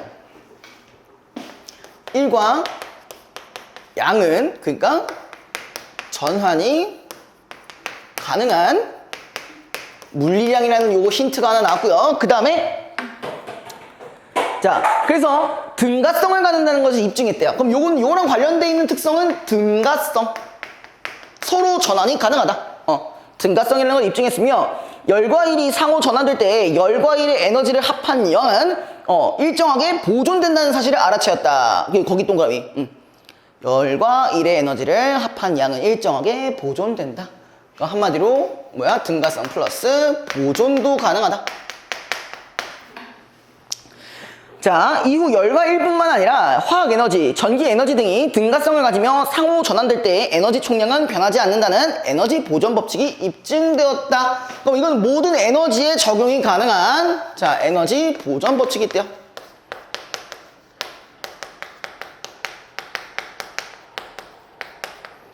그 다음에 어디 갔냐? 열과 일에 대한 이러한 이해는 카르노의 이론에 대한 과학자들의 재검토로 이루어졌다. 그럼 이 얘기는 뭐예요? 자, 줄의 에너지 보존 법칙이 카르노의 이론에 영향을 주었다는 얘기죠. 그죠? 어떻게 봤다는 거야? 재검토한다는 거는 원래 이 이론을 대체로 믿고 있었는데 좀 의심을 하고 있다는 얘기로 볼 수 있겠죠. 그쵸? 특히 톰슨은 칼로리 이론에 입각한 카르노의 열기관에 대한 설명이 줄의 에너지 보존 법칙에 위배된다고 지적하였다. 자, A라는 부분으로 되어 있으니까 이것도 한번 째려보실 필요가 있겠죠. 카르노의 이론에 의하면은 열기관은 높은 온도에서 흡수한 열 전부를 낮은 온도로 방출하면서 일을 한다. 이것은 줄이 입증한 열과 일의 등가성과 에너지 보존 법칙에 어긋나는 것이어서, 자, 왜 어긋나는지 이해되세요 혹시? 봐봐, 우리 여기 있었죠? 여기서 열로 가는데 1이 있다고 했잖아. 근데 이 온도를 높였을 때 열의 일만큼 방출하는 열도 같을 거 아니야. 그럼 이미 이걸로도 에너지 보존 법칙이 성립이 되는데, 그럼 여기 안에 있는 1은 어떻게 설명할 거냐는 거예요. 그게 지금 없기 때문에 얘가 위배된다는 얘기예요. 이거 이해되셨어요, 이거? 아마 요 포인트에서 많이 좀 어려워하셨을 거예요. 요 부분에서. 하지만 열 효율에 관한 카르노의 이론은, 자, 근데 그 카르노의 이론이 완전히 부정된 건 아니에요. 그 뒤로 넘기시면요. 무슨 우지우스? 클라우디우스의 증명으로 유지될 수가 있었다. 그는 카르노의 이론이 유지되지 않는다면은, 자, 열은 저온에서 고온으로 흐르는 현상이 생길 수도 있을 것이라는 가정에서 출발하며, 열기관의 열 효율은 열기관이 고온에서 열을 흡수하고 저온에 방출할 때 두 작동 온도에만 관계된다는 카르노의 이론을 증명하였다. 물론 이거는 뭐야? 얘가 일적인 얘기를 하고 있는 게 아니라 이 열에 대한 이 이동을요, 고온에서 낮은 쪽으로 가는 것만 증명을 했다는 거예요. 그죠? 정확히 이게 에너지 보존 법칙에는 위배가 되지만 이 부분에서는 증명이 가능하다. 자, 그 다음에 클라우디스는 자연계에서는 열이 고온에서 저온으로만 흐르고 그와 반대되는 현상은 일어나지 않는 것과 같이 경험적으로 알 수 있는 방향성이 있다는 것이 주목하였다. 또한 1이 열로 전환될 때와는 달리 열기관에서 열 전부를 1로 전환할 수 없다는, 그치, 만약에 그게 전환이 가능하면요 에너지 보존 법칙이 위배되는 거니까. 그래서 이제 열 효율이 100%가 될 수 없다는 상호 전환 방향에 대한 비대칭성, 동그라미 쳐보자. 비대칭성. 그러니까 예를 들어서 우리가 뭐 석탄으로 가볼까? 아니면 석유로 가볼까? 석유로 가봐. 내가 예를 들어서 뭐 휘발유를 한 6만 원치 넣었어요. 그러면은 어떤 열 효율에 따라서 어떤 차는 막 뭐 한 600km를 갈 수 있어요. 근데 어떤 차는 200km밖에 못 가. 그럼 이건 열 효율이 서로 다른 거잖아요. 그죠? 항상 같을 수는 없는 거예요. 그죠? 근데 6만 원씩 나오는데 200km밖에 못 가는 거면은 존나 좋은 차겠죠? 막 뚜껑 막 있고, 그죠? 막, 2명밖에 못 타고 막 그런 거겠죠. 그죠? 자, 아무튼. 자, 이러한 방향성과 비대칭성에 대한 논의는 이를 설명할 수 있는 새로운 물리량인 엔트로피의 개념을 나왔다라고 되어 있는데, 자, 우리가 일반적으로는 고온에서 저온으로 이동한다고 했잖아요. 그죠? 근데 봐봐. 이 에어컨 같은 경우는 어때? 저온으로 만들어주잖아. 우리 이 공간을요. 그죠? 그럼 엔트로피의 법칙을 만약에 적용한다고 하면은, 그럼 어디선가는 열을 방출하고 있다는 거 아니에요? 그거예요. 그래서 캐리어 형님이 너무 좋은 거야. 그 에어컨 창시자가 캐리어잖아요. 그죠? 스타 말고요. 아니, 스타도 모르고 있는 거 아니에요? 이 정도. 스타는 알아세요? 스타크래프트는 아세요? 보진 않았죠. 이 인성놀이. 언제부터 인성놀이가 되어버렸지? 아무튼. 자, 그 다음에. 자, 1번. 윗글에서 알 수 있는 내용으로 가장 적절한 것은, 자, 1번. 열기관은 외부로부터 발은 일을 열로 변환하는 기관이다. 열기관 자체가 뭐야? 그러니까 열을 흡수해서 그 열을 방출해내는 걸로 일을 만드는 거니까 외부로부터 일을 받은 게 아니죠. 2번. 자, 수력기관에서 물의 양과 한 일의 양의 비는 물의 온도 차이에 비례한다. 이건 온도가 아니라 높낮이 차이였죠. 그죠? 3번. 칼로릭 이론에 의하면 차가운 쇠구슬이 뜨거워지면은 쇠구슬의 질량은 증가하게 된다. 증가하나요? 그걸 뭐 알 수 있나요, 우리가? 알 수 있는 부분이 없죠? 그죠? 칼로릭 이론에서는, 자, 칼로릭을 온도가 낮은 곳에서 높은 곳으로 흐르는 입자라고 본다. 이거는 뭐가 틀렸어? 높은 곳에서 낮은 곳으로 가는 거겠죠. 그쵸? 맞나요? 5번. 자, 근데 이렇게 생각을 해보면 돼요. 자, 아까 3번 같은 경우 설명이 가능한 게 뭐냐면은, 우리가 결론적으로 그 열은요, 높은 곳에서 낮은 곳으로 이동한다고 했잖아. 그러면 점점점 어떻게 된다는 거야? 그럼 차가운 부분이 열이 다 이렇게 들어온 상태잖아요. 그럼 이 질량이 더 많겠지. 뜨거워지면 질량이 더 줄어들겠지. 칼로릭 이론에 따르면. 그렇겠죠? 자, 그 다음에 어디 갔냐? 5번. 열기관의 열 효율은 두 작동 온도에서만 관계된다는 이론은 칼로릭 이론의 오류가 밝혀졌음. 그쵸? 밝혀졌는데도 나중에 클라우지스의 증명으로 유지가 되었다는 얘기를 했었죠. 5번이 정답입니다. 승희 괜찮니? 5번. 자, 미끌어 볼 때 A의 내용으로 가장 적절한 것은, 이 A가 아까 뭐였냐면은 에너지 보존의 법칙. 예전에 에너지 보존의 법칙은 거기 관련된 거거든요. 그거 위비되었다. 이건 제가 설명한 거를 그대로 갖고 가시면 돼요. 몇 번이에요? 2번이지. 열의 실체가 칼로릭이라면은 열 기관이 무슨 일을 했다는 거야? 그치? 이거 말 못한다고 했잖아. 그치? 그래서 이게 2번이 정답입니다. 만약에 그냥 문제를 풀려고 했었다면 조금 어렵지 않았을까? 좀 싶어요. 그 다음에 넘어가서 3번. 자, 윗글을 바탕으로 할 때 보기에 가에 들어갈 말로 가장 적절한 것은, 자, 줄의 실험과 달리 열기관이 흡수한 열의 양과 열기관으로부터 얻어진 1의 양을 측정하여 A분의 B로 열의 일당량을 구하면 그 값은 땡땡이라는 결과가 나올 것이다 라고 돼 있어요. 자, 그러면은 이걸 봐야 돼요. 여기 보면은 선지들이 다 줄이 구한 부분이야. 그럼 줄이 구한 부분도 한번 식으로 세워보는 게 좋겠죠. 자, 어디로 갖고 가냐? 맞아.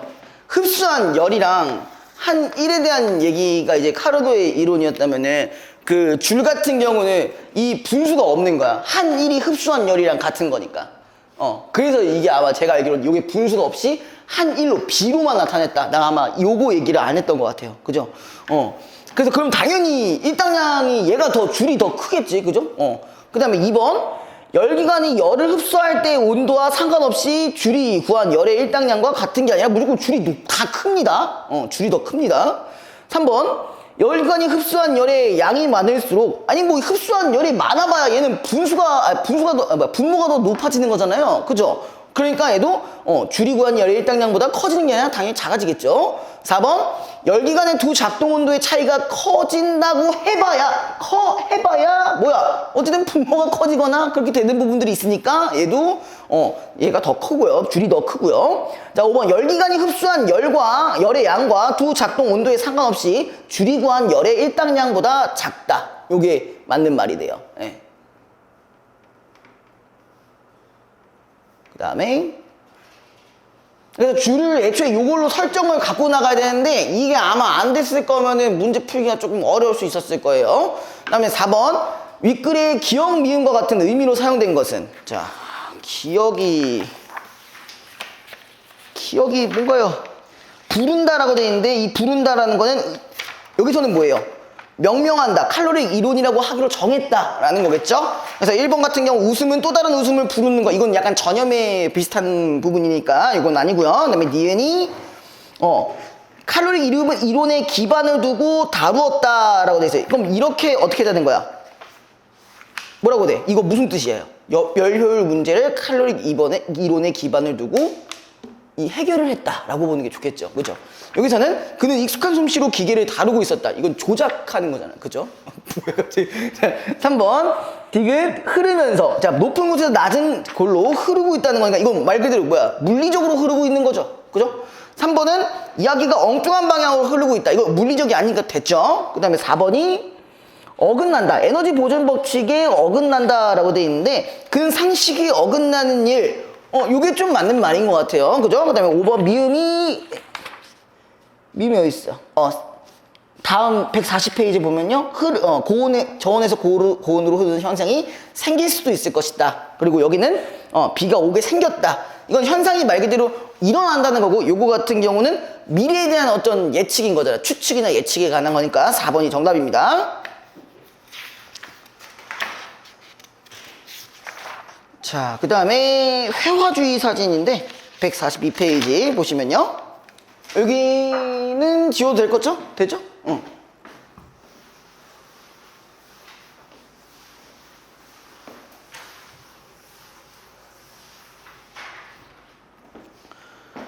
자, 볼게요. 자, 사진은 19세기 초만 해도 근대 문명이 만들어낸 기술적 도구이자 현실 재현의 수단으로 인식되었다. 자, 이건 사진에 대한 인식이 기존에 어떤 거였는지. 어쨌든 얘는 19세기 당시에는 두 가지 포인트만 기억하시면 돼요. 그죠? 기술적 도구, 기술적 도구.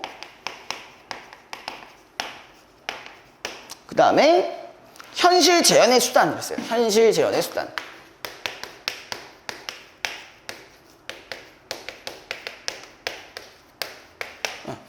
이렇게 두 가지로만 보시면 돼요. 하지만 점차 여러 사진 작가들이 사진을 연출된 형태의 동그라미 채워주시고요.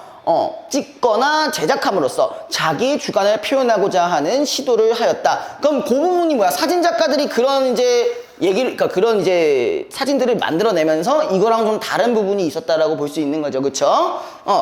자, 이들은 빛의 처리, 원판의 합성 등의 기법으로 자, 회화적 표현을 모방하여 예술 속에 있는 사진을 추구하였다. 자, 회화적 표현. 누가? 사진으로서의 회화적 표현이라는 거는 그 옆에도 나왔지만 방금 합성이라는 말도 있었고요. 그 다음에 빛의 처리라는 말도 있었어요. 일종의 뭐야? 사진을 우리가 현상을 할 때 편집이라는 기술을 적용한 거죠.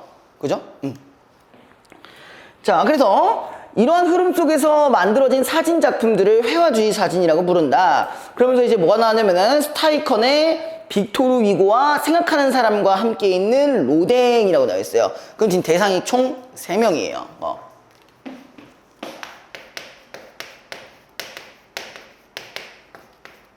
그랑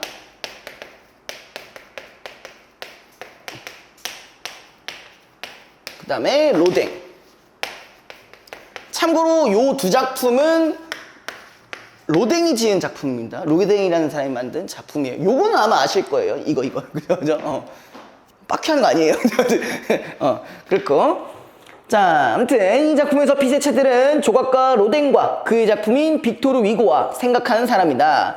스타이커는 로댕을 대리석상 빅토르 위고 앞에 두고 찍은 사진과 청동상 생각하는 사람을 찍은 사진을 합성하여, 자, 합성 동그라미 펴시고 하나의 사진 작품으로 만들었다라고 됐어요. 그럼 첫 번째 사진은 뭐였다고? 자, 첫 번째 사람은 우리가 위고랑 로댕. 그 다음에 두 번째 사진은 이제 생각하는 사람. 이 둘을요 합성을 했다는 건데, 자, 대충 그림만 그려주자면요, 여기 요렇게 빅토르 위고의 상이 있다고 하면은, 그 다음에 요 부분에 이제 로딩이 있고요, 그 다음에 요 부분에 생각하는 사람이 있어요. 그 다음에 여기에 생각하는 사람, 여기 로댕, 그 다음에 위고. 그러니까 이 부분과 이 사진을 합성한 거지, 그치? 이렇게 제작된 사진의 구도에서 어둡게 나타난 근경에는 로댕이 생각하는 사람과 서로 마주보며 비슷한 자세로 앉아있고, 자, 그 다음에 이런 것도 있어서 빛의 처리도 지금 이루어진 거네, 그쵸? 여기 부분을 우리가 뭐라고 해? 근경이라고 했죠, 근경. 근경은 약간 어둡게 했죠, 그쵸? 근경은 어둡게 했어요. 그 다음에 환하게 보이는 원경에는 빅토르 위고가 이들을 내려다보는 모습으로 배치되어 있다. 그럼 여기는 자, 원경, 원경이고 이쪽은 좀 밝기가 높습니다. 자, 그 다음에 단순히 근경과 원경을 합성한 것이 아니라 두 사진의 피사체들이 작가의 의도한 바에 따라, 의도한 바에 밑줄 쳐주시고요, 그 다음에 하나의 프레임 속에서 자라잡을 수 있도록 당시로서는 고난도인 합성사진 기법을 동원한 것이다. 또한 인화 과정에서는 자, 피사체의 질감이 억제, 동그라미 쳐주죠. 자, 인화 과정에서는 감광액이라는 걸 썼는데 질감을 낮춰주는 효과를 가졌을 때. 자, 근데 이거 되게 어떻게 보면 지금 미리 해석을 해보자면요,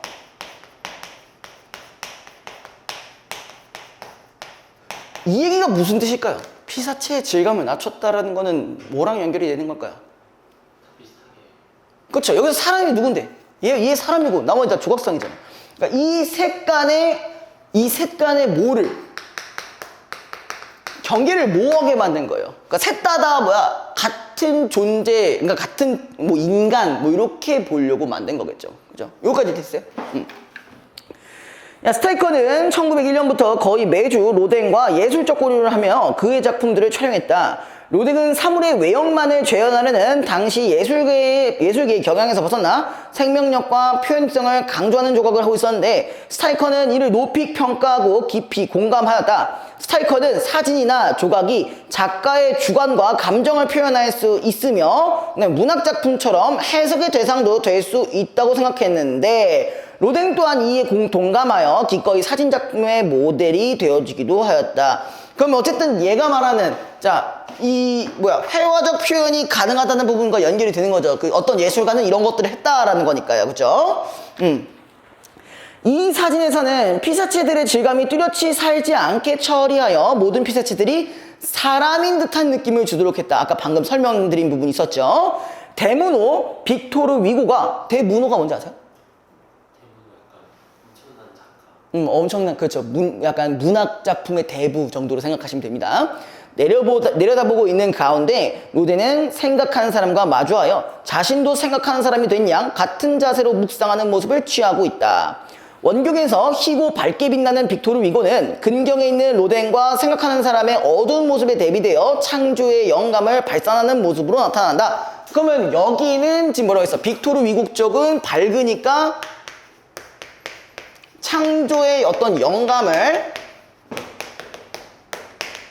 발산하는 기능을 하고 있다고 했고요. 그 다음에 이러한 구도는 로댕의 작품도 문학작품과 마찬가지로 창작의 고뇌 속에서 이루어진 것이라는 메시지를 주고 있다. 그럼 여기는 뭐야? 어두운 거니까 창작의 고뇌 정도로 해석이 가능하겠죠? 여기 밑에, 여기 부분. 여기, 잠깐 봐봐요. 여기 부분. 여기 부분이 창작의 고뇌. 여기가 창조의 발산. 이렇게 연결시키면 됩니다.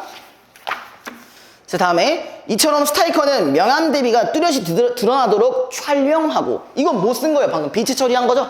그죠? 그 다음에 원판을 합성하여 구도로 만들고, 합성됐고요. 그 다음에 특수한 감각으로 질감에 변화를 주는 등의 방식으로 사진이 회화 같은 방식으로 창작되고 표현할 수 있는 예술임을 보여주고자 하였다. 그럼 각각 어떤 효과를 갖게 된다는 거예요? 자, 빛의 처리 같은 경우는 원견과 근경을 나누어서 밝고 어둠의 대비를 하는 역할을 했고, 그 다음에 합성이라는 걸 통해서 이 세 개의 피사체가 작가의 의도에 맞게 한 프레임에 씌워진 거고, 그 다음에 감각을 통해서 셋 다 사람인 것처럼 표현했다라고 볼 수가 있는 거죠. 그쵸? 자, 그 다음에 넘어갑시다.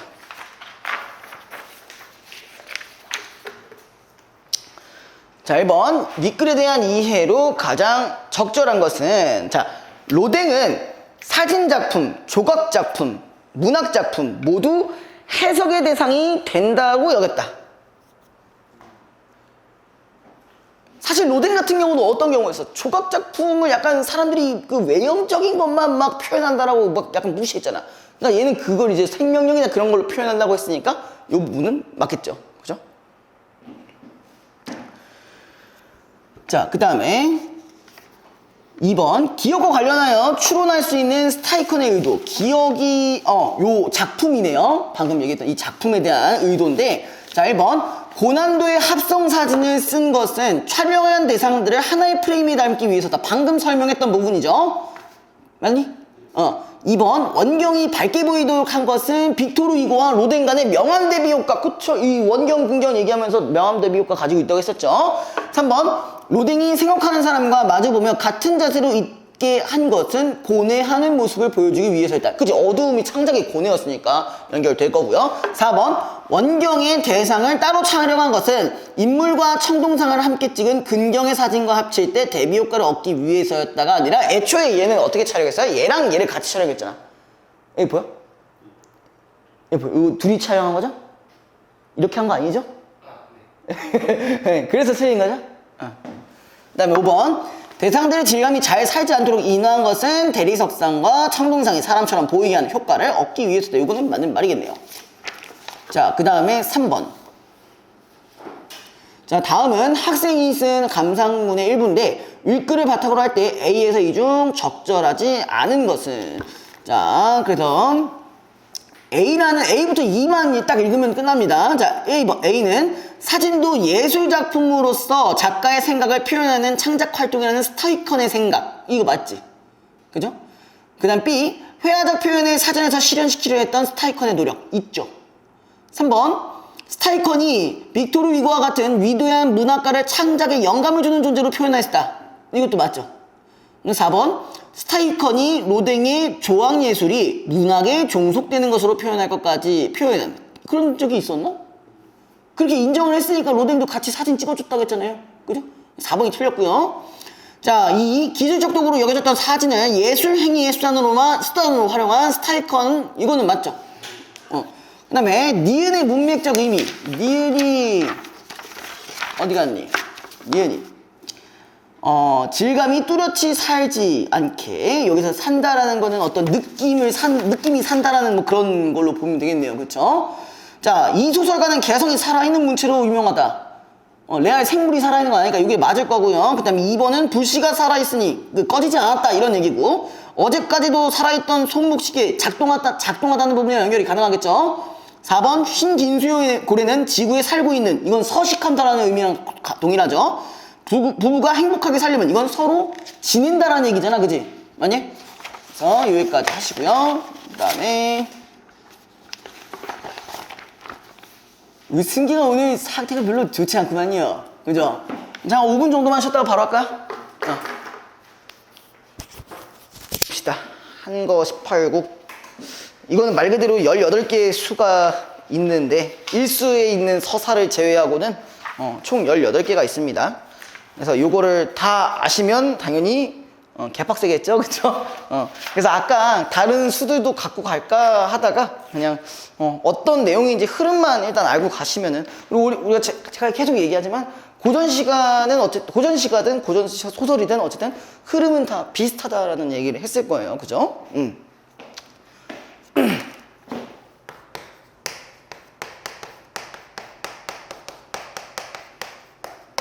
자, 일단은 얘는 이 작품은요, 권오문이라는 사람이 지었고요. 그리고 얘랑 관련되어 있는 작가가 한 명 더 있습니다.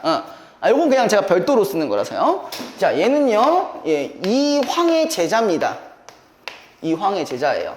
그리고 이황도 마찬가지 여러 가지 작품들을 지었죠. 가장 대표적인 게 얘는 18국이니까 얘도 꼭 비스무리한 뭔가 있었을 거예요. 도산 12국. 그리고 이황이랑 또 연결되어 있는 애가 또 하나 있어요. 얘가 약간 1세대 조선시대에서 이제 1세대 그 과거의 1타 강사라고 한다면은 얘는 과거 2세대 1타 강사예요. 이도 그런 작품이 하나 더 있어요. 뭔지 아세요? 고산 구곡가 있어요. 그게 있어요. 그래서 이 셋은 이렇게 묶어주시고 알고 계시면 조금 좋을 것 같아요. 근데 얘는요, 이런 말이 나와 있어요. 자, 한거 18국은 자, 공명이라는 말이 있고요. 자, 은거라는 이 두 가지의 속성이 있습니다. 요러면은 조금 더 파악하기 쉬울 거예요. 공명은 뭐랑 관련되어 있는 걸까요? 공명이 일단 뭐예요? 공명. 진동 이런 거 공명 이런 거 안 돼. 이런 거 안 돼. 누가 공명 몰라가지고 제가 뭐라 했던 적이 있는데 막 진동 막 이런 거, 아니 제갈공명 막 이딴 소리 해가지고 좀 빡이 좀 칠 뻔했는데, 여기서 공명이라는 거는 이름을 드높인다는 얘기야. 한마디로 명예를 드높인다. 그러면은 자, 우리가 고전시가 같은 경우는 특히 이원론적 세계관이 어디랑 어디로 구성되어 있어요? 천상계가 그건 고전소설이고 고전시가요. 응.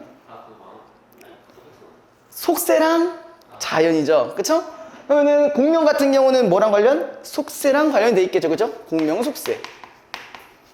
그 다음에 은거는 뭔지 아세요? 은거? 숨어서 지내는 거니까 여기가 이제 자연과 연결이 되겠죠. 그리고 이제 이황이 지었던 도산 12국. 그 다음에 이가 지은 고산 9국가.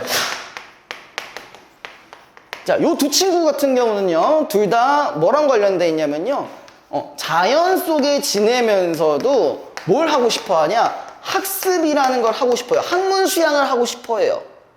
이 둘 다 내용이 그래요. 근데 도산 12국 같은 경우는 얘는요, 두 가지로 나눠져요. 언지라는 부분과 언학으로 나눠져요. 그러니까 한마디로 12곡이니까 6개씩 사이좋게 나눠서 구성이 되어 있겠죠. 그죠? 그래서 언지는 자연이에요. 자연과 관련된 이야기고, 언학은 학문 수양과 관련된 이야기입니다. 그리고 고산구국가에서는 여기에 아까 말했던 요런 속성이 같이 들어있어요.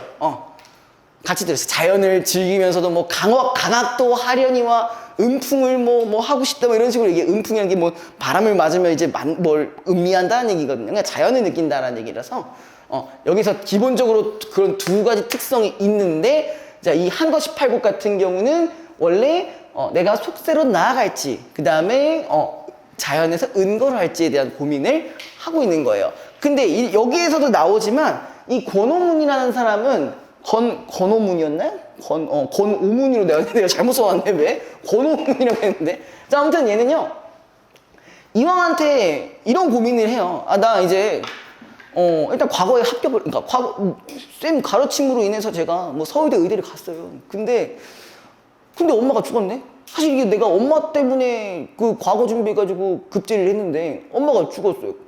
그럼 내가 굳이 여기서 이러고 있을 필요가 있나요? 막 이런 식으로 막 물어본단 말이에요. 그래서 장례를 다 치르고 나서 이제 여기에 대한 고민을 오지게 하고 있어요. 아무튼 거기에 151페이지에 있는 그 보기 한 번만 좀 보고 넘어갈까요? 자, 조사한 내용과 결론부터 먼저 볼게요. 태계 이황의 제자인 권오문은 진사가 된 후에 벼슬길로 나아가지 않고 자연에 묻혀 사는 삶을 자발적으로 선택하였으며, 은거 전의 고민과 은거를 선택한 후의 만족감을 한거 18곡을 통해 노래하였다. 이러한 그의 사상은 다른 글에서 확인해 볼 수 있다라는 게 A 부분과 B 부분이 있었어요. 그래서 5월에 3년상을 마쳤다. 선생은 젊어서부터 과거 공부를 좋아하지 않았는데 이때에 이르러 탄식하여 말하길 처음에 내가 뜻을 굽혀 과거 시험장에 나간 것은 어머니가 계셨기 때문이었다. 그런데 지금 비록 한번 과거에 급제하더라도 누구를 영광되게 할 수 있겠는가? 그러니 무엇 때문에 과거 공부를 하겠는가? 라고 하였다. 이황 선생이 듣고 기뻐하며 편지를 보내어 이르기를 과거 공부를 이미 억지로 해서 안 된다면은 일찍 판단하여 네가 좋아하는 바를 따라 즐기는 것만 못한다. 뭐 라는 식으로 얘기했대. 아니 근데 얘는 이미 일타강사 씨발 하는 새끼가 그런 말 한다고? 이 너무한 새끼네. 지금 돈 많으니까 됐다 이건가? 응, 아무튼 자, B 부분도 보면요. 외진 곳에서 가난을 즐기며 책 속에서 성현의 아름다운 자취를 탐구하고. 자, 여기 부분도 보면 어때? 성향이 얘네랑 비슷하지. 그쵸? 자연에 은거하면서도 뭘 하는 거예요? 학문 수양을 하겠다는 얘기예요. 그죠? 고금의 일을 추론하니 근심하는 것은 나 때문이 아니고 즐거운 것은 세상 때문이 아니다. 이것으로써 나의 시름을 느긋하게 하고 이것으로써 나의 뜻을 연마하며 이것으로써 남들이 알아주지 않더라도 고민하지 않으며 이것으로써 편안하고 한가롭게 지낸다. 애우라지 죽을 때까지 송제에서 지내는 즐거움이면 족할 것이다. 그러니까 뭐 자연에서만 그냥 있다가 뒤지고 싶다 뭐 이런 얘기겠죠. 그죠? 아무튼 요 배경을 좀 한번 잘 갖다 두시고요. 그 다음에 공명에 대한 부분과 은거에 대해서 끊임없는 고민을 했다가 나중엔 결국 은거를 선택하는 쪽으로 이제 넘어가게 됩니다. 이제 본문 볼게요.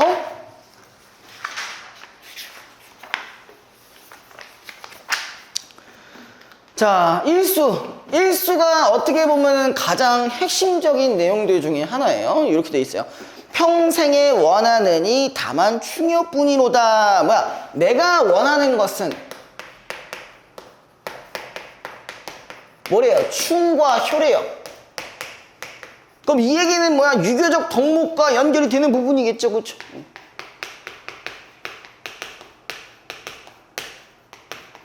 그랬었는데 이 두 일 말면은 금수나 다르리야. 그러니까 뭐야? 이 두 일을 모르면 금수가 뭐예요? 뭔지 아세요? 금수? 맥락상으로 보면 뭘 것 같아? 대충.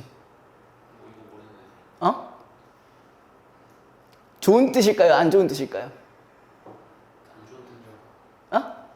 안 좋은 뜻이야? 그래가지고 안 그래도 막 그때 당시 수업 때도 너 금수냐? 이랬거든요. 근데 일단 기분이 안 좋아하더라고요. 이 금수가 뭐냐면 짐승. 짐승을 얘기하는 겁니다. 금수. 그러니까 뭐야? 내가 충과 효율을 지금 지켜야 되는데 그걸 하지 않으면 뭐야? 금수, 짐승 새끼랑 다름이 없다라는 얘기를 하고 있어요. 그래서 마음에 하고자 하여 십제황황하노라. 자, 십제황황 밑에 뜻이 있습니다. 10년을 허둥지둥했다는 거예요.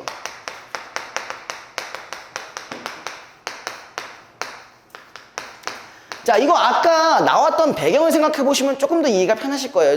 엄마가 이제 결국 돌아가셨으니까 내가 이렇게 한 게 이제 약간 좀 현타가 온다, 의미가 없다라는 얘기를 하고 있는 거죠. 그러니까 엄마가 살아계실 때는 이 효를 지키려고, 어제 효를 지키는 건 어쨌든 충을 실현하는 것이었지만, 왜 그런지 아시죠? 과거로 붙으면 이제 별수길에 나아가니까 충과 연결되겠죠? 근데 이제 어머님이 죽으시니까, 돌아가셨으니까, 내가 10년 동안 참 허둥지둥했구나, 뭐 이런 얘기를 하고 있는 거예요. 이해됐어요, 이제? 됐어요? 그 실제 모의고사에서 이게 나왔었나? 이 일수가 나왔던 것 같기도 하고, 그죠? 자, 그 다음에 제3수 보시면요. 비록 못 이뤄도 임천이 좋으니라. 자, 이거 뭘까요? 비록 못 이뤘다는 얘기는 뭐예요? 뭐랑 관련되는 거예요? 그죠? 속세에서의 어떤 일을 이루지 않더라도 뭐가 좋다? 자연이 좋다. 그럼 거기서부터 이미 뭐가 나왔어요? 자연 친화적 태도 나왔죠? 그 다음에 무심어조는 자한하였더니 조만에 세사 있고 너를 쫓아하노라. 자, 우리가 이거 몰라도 되겠죠? 무심어조 뭐겠어요? 무심한 물고기와 새들, 그냥 자연물이에요. 아주 자신들이 뭐 어땠다? 한가롭대요. 자연물들이 한가롭대. 그 다음에 그래서 뭐래? 조만에 세사를 있고. 이게 제일 중요한 부분이겠죠? 세사 뭘까요? 속세의 일을 잊고 너를 쫓으려 하노라. 그러니까 여기서도 마찬가지 속세랑 자연이 나눠지고 있죠. 내가 자연에 더 하겠다는 얘기입니다. 그 다음에 자, 세 번째, 출하면 치군택민, 처하면 조월경운. 자, 여기 볼게요. 이 두 부분으로 나눠져 있어요. 출이라는 부분과 처라는 부분으로 나눠졌는데, 출에 뭐가 있냐면 치군 택민이 있어요. 이게 무슨 말일까? 치군택민. 왕을 섬기고 백성들에게 혜택을 주는 그런 얘기니까 이거 뭐랑 관련되는 거? 속세랑 관련되는 거. 출은 한마디로 속세의 속성입니다. 아까 여기 했던 공명에 해당하는 부분이겠죠. 자, 그 다음에 처가 이제 은거고요. 은거. 조월 경우는 달 아래에서 낚시하는 거예요. 그럼 요거는 처는 자연에 해당하는 부분이겠죠.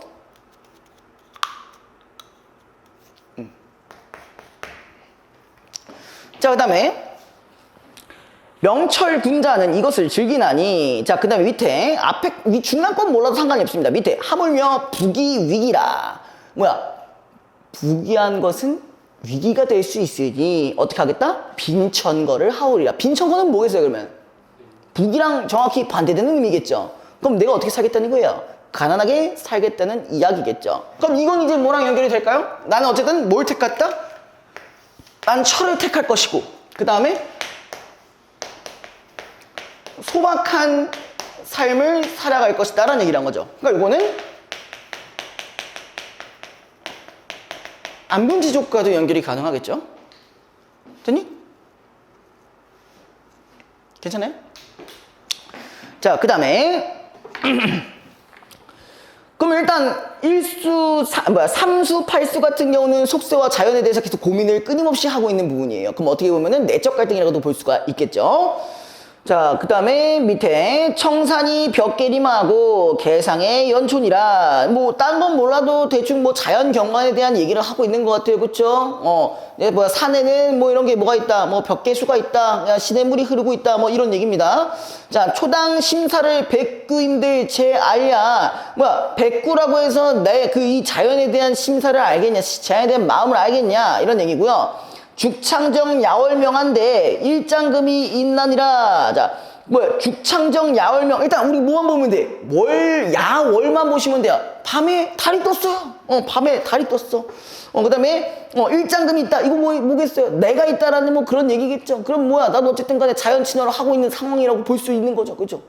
그 다음에 자, 밑에 십수 보시면요. 궁달부운 같이 보아 세사를 잊어두고. 자, 우리 궁달부운에 대한 의미 몰라도 상관이 없겠죠. 왜? 얘처럼 봐서 뭐 하고 있는 거야? 세사를 잊어두는 존재겠죠. 그죠? 세상사를 잊어두고. 호산 가수의 노는 뜻을 자, 원학이 내 벗 아니거든. 자, 원학이 뭐였냐? 거기서 원학.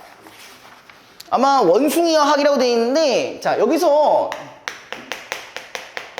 우리가 원숭이와 학의 이미지가 있습니다. 뭔지 아세요?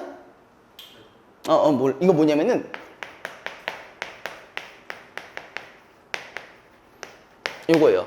원숭이와 학은 부귀영화랑 관련돼 있어요. 학은 그렇다 쳐도 원숭이가 나왔다라고 한다면은 이거랑 연결이 가능합니다. 돈과 관련돼 있는 자연물이에요. 그러니까 얘네가 내 벗 아니라는 건 뭐예요? 나는 속세랑 관련이 없다. 이런 얘기죠. 근데 만약에 원학에 대한 뜻을 모르고 있었다. 그러면 이제 바로 난 자연 친화가 아닌가요? 이렇게 해석이 될 수 있으니까 요런 거에 대한 뜻도 알고 계시면은 나쁘진 않습니다. 자, 그 다음에 자, 재월이 구름 뚫고 솔 끝에 날아올라. 재월이 여기서 밝은 달이 구름을 뚫고 소나무 끝에 날아올라서 자, 10분 청광이 달빛이 벽계 중에 비쳤거늘 이 시냇물에 비쳤대요. 그럼 그냥 자연 경관이겠죠. 어디서 물이 잃은 갈매기가 나를 쫓아오는가? 이것도 이건 물의 일체랑 좀 연결이 가능하겠죠. 갈매기가 나를 쫓아온다고? 그럼 나도 자연물이랑 별 다를 게 없다는 거네요. 그죠? 됐나요? 혹시 드루이드라는 걸 아세요? 드루이드라는 용어를? 드루이드. 스타에는 없긴 한데 디아블로 같은 거 얘기. 그래요? 드루이드가 뭐냐면요, 약간 자연을 숭배하는 집단들입니다. 그래가지고 막 곰으로 변신하기도 하고 막 늑대로 변신하기도 막 회오리 바람 일으키고 막 그런단 말이에요. 약간 여기 곰 가죽 같은 거 써가지고 막 이런 게 있잖아. 그거 약간 얘랑 비슷한 거지. 물화일체랑 거의 비슷한 거예요. 그죠? 그런 생각하면 조금 괜찮죠. 그죠? 자, 그 다음에 밑에 날이 저물거든 도무지 할 일이 없어 송관을 닫고 월화에 누웠으니. 자, 이거 대충 보니까 송관은 뭐고 월화가 뭔지 대충 알 것 같아요. 그죠? 뭘 것 같아요? 송관이 뭐 전혀 모르겠다고요? 송관이 대충 뭐 속세겠죠. 이런 거 닫고 그다음에 월화에 누워서 달 밑에 누웠대, 자연에 누웠대요. 그다음에 어쨌든 그걸 모른다 쳐도 그 밑에 이것만 보시면 됩니다. 세상에 티끌 마음이 일호말도 없다. 뭐야? 내 세상에 대한 마음이 좆도 없다, 일도 없다라는 얘기겠죠, 그쵸?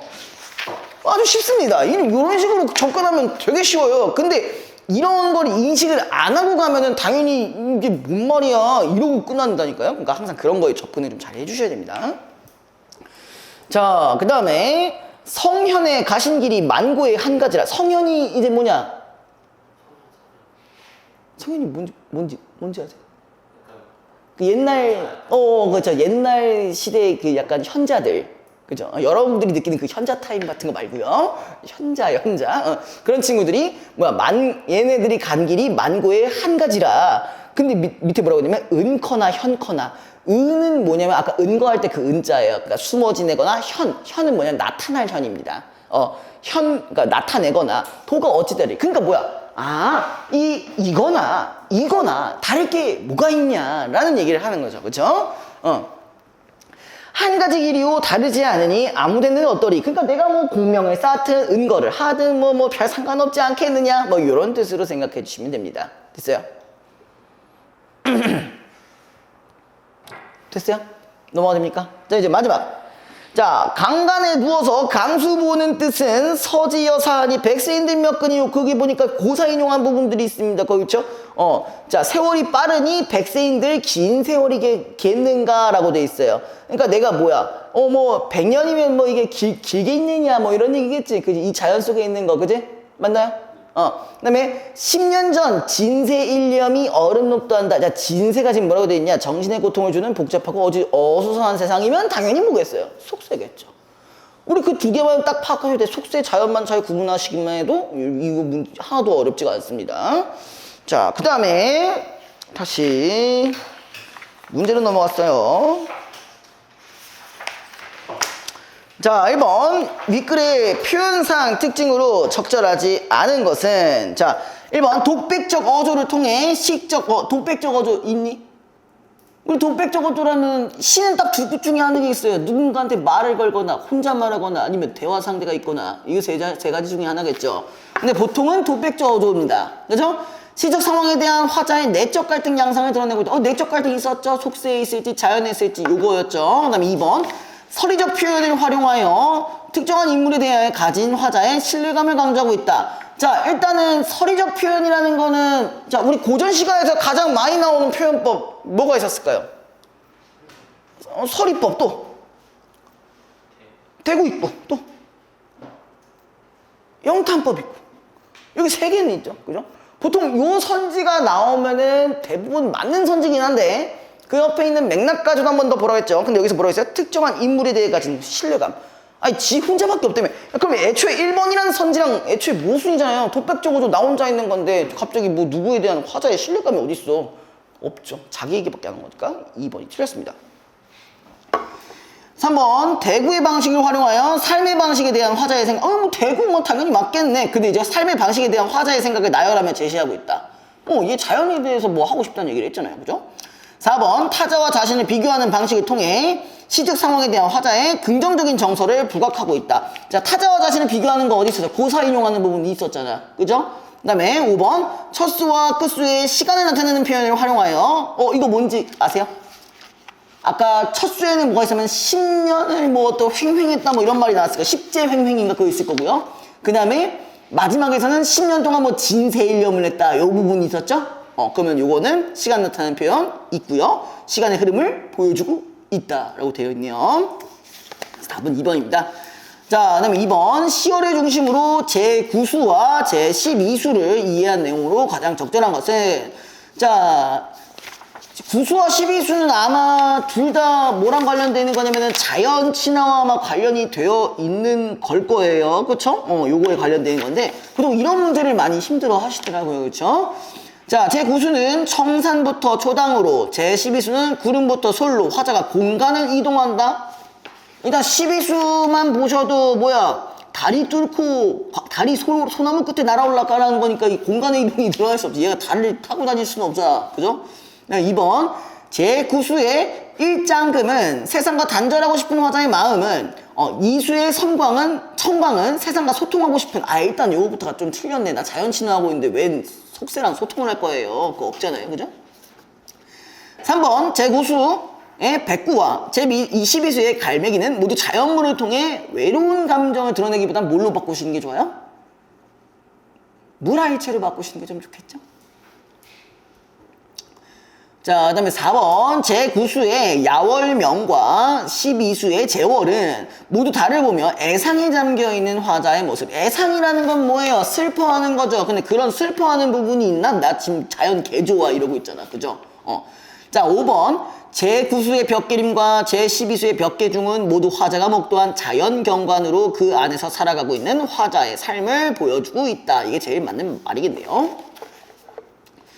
자, 그다음에 3번으로 넘어가 봅시다. 자, 요거는 적절하지 않은 겁니다. 자, A를 참고할 때 제1수의 충효를 하고자 하여 십제황황했다는 데에서 화자가 과거 공부를 했던 것은 어머니를 영광되게 하기 위해서였음을 짐작할 수 있겠다. 요거 연결 가능하겠죠? 자, 2번 A를 참고할 때 제3수에서 무심한 어조를 따르겠다는 데에서 좋아하지 않았던 것을 억지로 했던 과거의 삶을 긍정하는 화자의 모습. 예? 좋아하지 않았던 무심한 어조를 따라한다라는 부분이랑 좋아하지 않았던 거를 억지로 했던 과거의 삶을 긍정한다. 긍정했나? 그게 틀렸죠? 과거의 삶은 이제 억지로 해서 안 된다면 일찍 판단해서 나 손절 때렸다. 뭐 이런 얘기를 했으니까. 그죠? 자, 그 다음에 3번 B를 참고할 때 제8수에서 치군 부기 대신에 비천거의 삶을 선택하였다는 데에서 속세와 동떨어진 곳에서 가난한 삶을 즐기며 살고자 하는 화자의 생각 연결 가능하겠죠. B를 참고할 때 13수에서 할 일 없는 상황 속에서도 세상에 티끌 마음이 1호 말도 없다는 데에서 타인의 평가에 연연하지 않고 편안한 삶을 살고자 하는 화자의 태도 연결 가능하겠죠. 그 다음에 5번 B를 참고할 때 17수에서 은커나 현커나 도는 한 가지 길이라는 데에서 은거 생활 속에서 복음의 일을 추론하여 성현의 자취를 따르려는 화자의 뜻. 이것도 연결이 되겠죠. 자, 그 다음에 한 작품을 더 합시다. 한 작품을 더 하고요.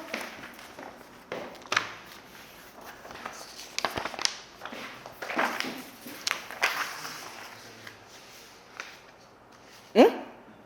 왜? 대구법이 어느 정도 돼야 대구법을 회사 지침을 볼때 어느 정도 돼야 대구라고 하시죠? 그러니까 딱 이런 이전에도 얘기를 했던 것 같긴 한데 딱 이런 구조야. 예를 들어서 A는 뭐뭐 해서 뭐뭐 하고 B는 뭐뭐 해서 뭐뭐 하는데 우리가 여기에 대한 패턴은 똑같은 거야. A는 어쩌고 B는 어쩌고의 대상이 둘 다 나왔어. 그 다음에 자, 요 부분에서 뭐가 같은 경우 문장 구조가 유사한 경우 이걸 우리가 대구라고 합니다. 그래서 보통 요거를 다른 선지로는 뭐라고도 할 수 있냐면은 이렇게도 얘기해요.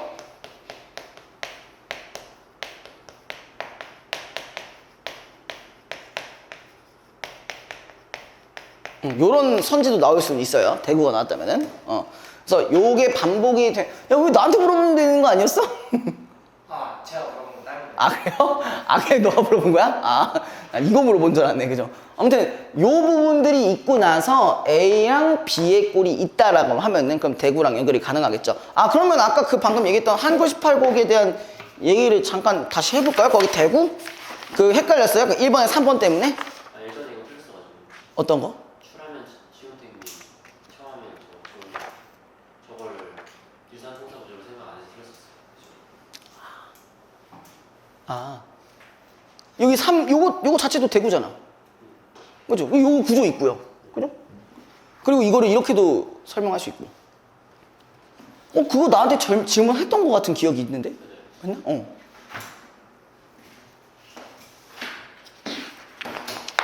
자, 어디를 하실 거냐면은,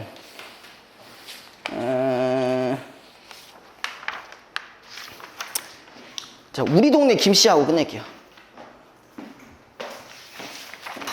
157페이지입니다.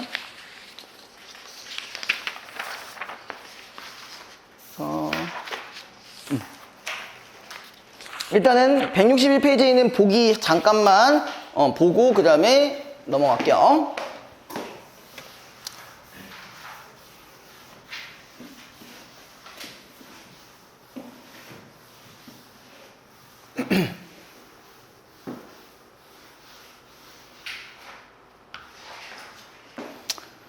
자, 이 문구에 우리 동네 김씨는 계속되는 가뭄 탓에 논에 물을 대기 위해서 옆 마을 저수지에서 흘러나온 물을 양수기로 퍼올리는 김승주의 이야기로 시작된다 라고 되어 있고요.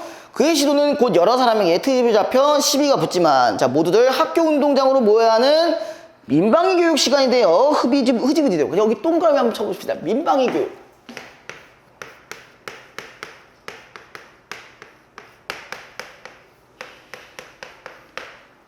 자, 이게 뭔지 아시죠? 가끔 학교에서 막 알람 같은 거 울리고 막 하는 거 있잖아요. 그죠?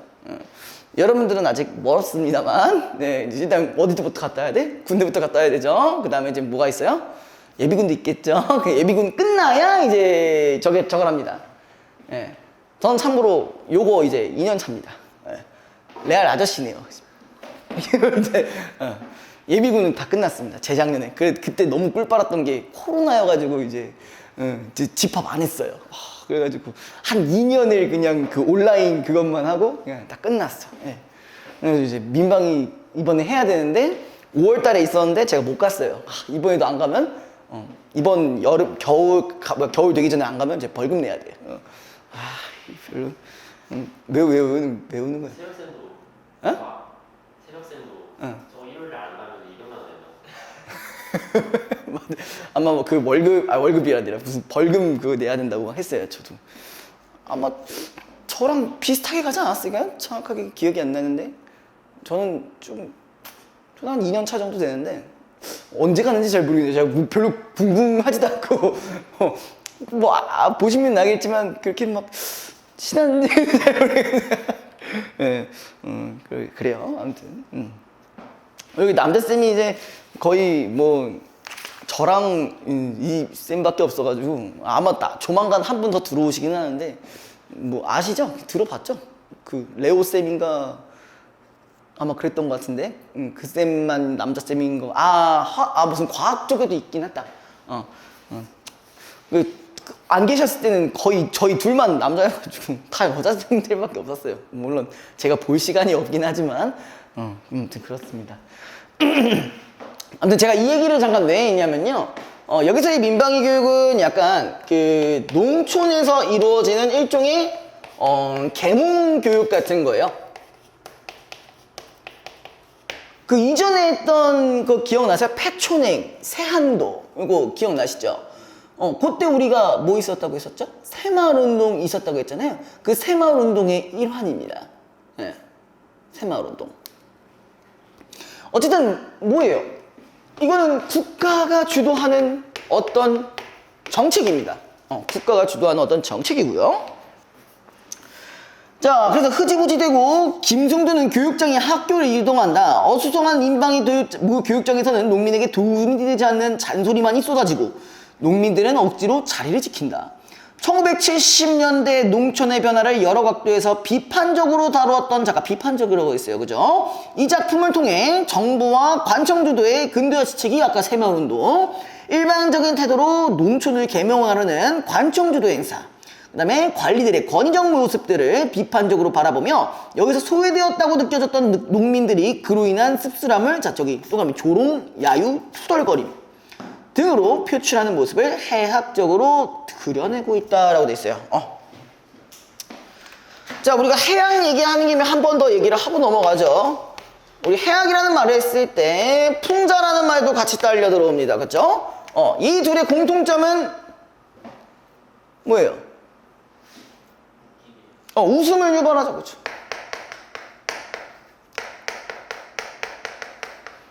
웃음을 유발하는데 특히 풍자 같은 경우는 어떤 경우? 다른 이제 대상을 이제 비판하는 역할을 한다면요. 해학적인 요소 같은 경우는 약간 그 어떤 이제 대상을요, 약간 웃기게 하거나 약간 연민이나 아니면 웃음거리로 만들어요. 응. 근데 이거는 뭐 비판하는 거랑은 좀 다른 부분이겠죠. 풍자는 항상 나쁜 부분에 대한 얘기가 나와야 됩니다. 뭐 나쁜 거라고 할 때는 뭐 일반적으로 쓰레기인 걸 얘기하겠죠, 그렇죠? 뭐 개인적인 일을 가지고 나쁘다고 하지는 않을 거고요. 그런 부분에 대한 구분들은 좀 필요합니다. 자, 이제 볼게요. 157페이지로 다시 돌아와서요. 자, 속으로는 떨떠름했으나 김도 주눅들지 않고 내뱉었다. 김승도 얘기했죠, 그쵸? 아유, 가뭄의 물치기는 땅임자의 도리고 조성의 효도유, 왜 그려? 그 중년사내가 천북면 수리 담당이거나 장승골에 사는 그 비스망한 것이려니 싶어 김은 더욱 뚝심의 기운을 모았다. 중년사내가 말했다. 왜 그려? 왜 그러겠구만. 남의 제사를 불법적으로 쓰고도 가뭄 핑계만 다면 단줄하셔? 중년이 되돌려는 찌뚱이를 하자 김은 급한 김에 말도 안 하는 대꾸를 했다. 아니, 내가 언제 불법적으로 썼슈? 불법적으로 썼지. 이거 뭐야? 언어유의죠. 그쵸? 언어유의. 그 다음에 냉민이 그 논에 물이 되는 건 당연히 불법적인 거유. 그러자 중년은 어이가 없는지 불이 일고 있던 눈을 끄덕거려 보면서 한탄하듯 중얼거렸다. 아유, 씨, 뭐 아는 사람이라 말 같은 소리를 했지. 아유, 내 새끼도 나중에 이런 사람 될라. 아유, 미서서 이 노릇 못 집어치니까. 아유, 그니까 뭐야, 가정교육 판타지로 받았네. 약간 이런 느낌이잖아요, 그죠? 김이 무슨 말인지 미처 못새기고 있을 때 중년은 하던 말투를 바꾸지 않고, 그 사람이라는 것이 종자를 받으면은 쥐딩에 쳐 넣는 것하고 배 앉는 것처럼 우선적으로 가르치는 법이지만, 이 친구는 어떻게 컸길래 남의 말에 찌끄레기 붙는 것처럼 배웠는 거? 불법적으로 쓰다 들켰으면은 사과적으로 나오는 게 아니고 대비세 큰 소리 쳐? 그러니까 얘는 일단 사과라도 해야 되는데 왜 적반하장을 보이고 있냐, 이런 얘기를 하고 있는 거죠, 그쵸? 야, 나봐, 어디다 대고 큰 소리여? 아니, 당신 하는 짓이 보통 사건인 줄 알아? 시대적으로 볼 것 같으면 안보적인 문제인겨. 뜨거운 국에 맛을 몰라도 한도가 있는 거지. 되지 못하게 어디다 대고 큰 소리여? 자, 이거 뭐야? 안보적인 문제, 약간 우리 시대적 상황이랑 좀 연결이 가능하겠죠, 그쵸? 그 다음에 뜨거운 국에 맛을 모른다. 이건 무슨 말일 것 같아요? 그 있잖아, 유치장 같은 데 갇혀있으면 이제 설렁탕 비스무리한 거 나오잖아요. 이 새끼가 감옥을 가봐야 되나? 약간 이런 느낌인 거예요. 알겠죠? 자, 그래서 마치 철부지를 탈에 이르듯 훨씬 부드럽힌 음성이었다. 그러나 김은 처음부터 별것이 아닌 줄 알았으므로 기세를 누그러뜨리지 않았다. 더구나 뒤에는 무소리 유순봉이와 장재원이가 자기를 시험하고 있었다. 남병만이도 마찬가지였다. 나중 동네에 소문날 일을 생각해서라도 그들이 보는 앞에서 공갈 한마디에 누져버려 그 참 허탕이 될 수는 없었던 것이다. 김도 손사래로 치며 떠들었다. 나 봐요. 댁은 어디 가시길래 이러시는지 몰라도 요란히 과하실 데는 없는겨. 찬밥끄지는 문중거절을 해보낼 수 있어도요, 물 한 바가지 동년을 쫓는 건 풍성과 어른이요. 그러니까 뭐야, 물 좀 가져갔다고 왜 그러냐, 이런 얘기겠죠. 그리고 여기에 나오는, 지금 A에서 나오는 김승대 성격이 하나 나왔습니다. 뭘까요? 남의 시선을 존나 의식해요. 지금의 약간 현대인들과 비슷하죠. 약간 인스타를 이제 하시다 보니까 남의 시선을 너무 중요하게 여깁니다. 자, 아무튼 자, 중략 부분 보시면요, 한전 출장소 직원인 중년은 양수기를 돌린다고 전기를 훔쳐쓴 김을 데려가 그 사실을 추궁하려 하고, 김이 수루에 물을 댄 것의 잘잘못을 따지려고 서 있던 유순봉, 장재원은 중년이 김을 데리고 가는 걸 막으려 하는 신경전을 벌인다.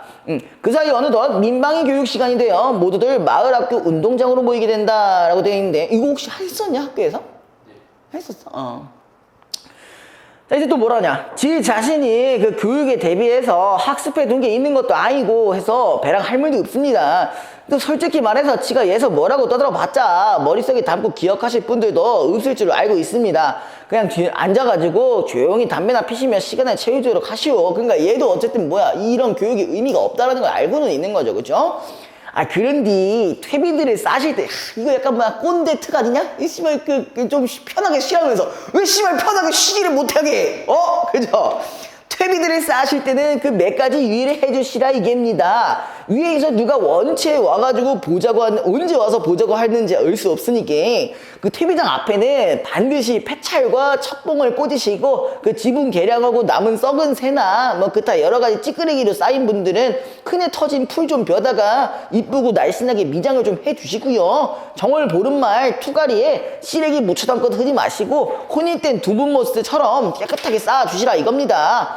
자, 퇴비가 1헥타당 몇 킬로 이상이라는 것은 잘들 아시고 계실 줄 믿습니다만은, 자, 이거 여기서부터 좀 잘못된 거 있죠. 현실에 관련되지 않은 것 뭐였어? 1헥타르가 몇 평이야? 3,000평이라고 나와있단 말이야. 아니 씨발 여기에 3,000평 정도로 농사를 지을 정도의 사람이면 여기서 있다고 듣겠냐고. 안 된단 말이에요, 그죠? 현실에 맞지 않는 이런 표현들. 아까 요거 얘기했죠. 1헥타르 3,000평이니까 약간 요 부분이 농촌 형식에 안 맞는다.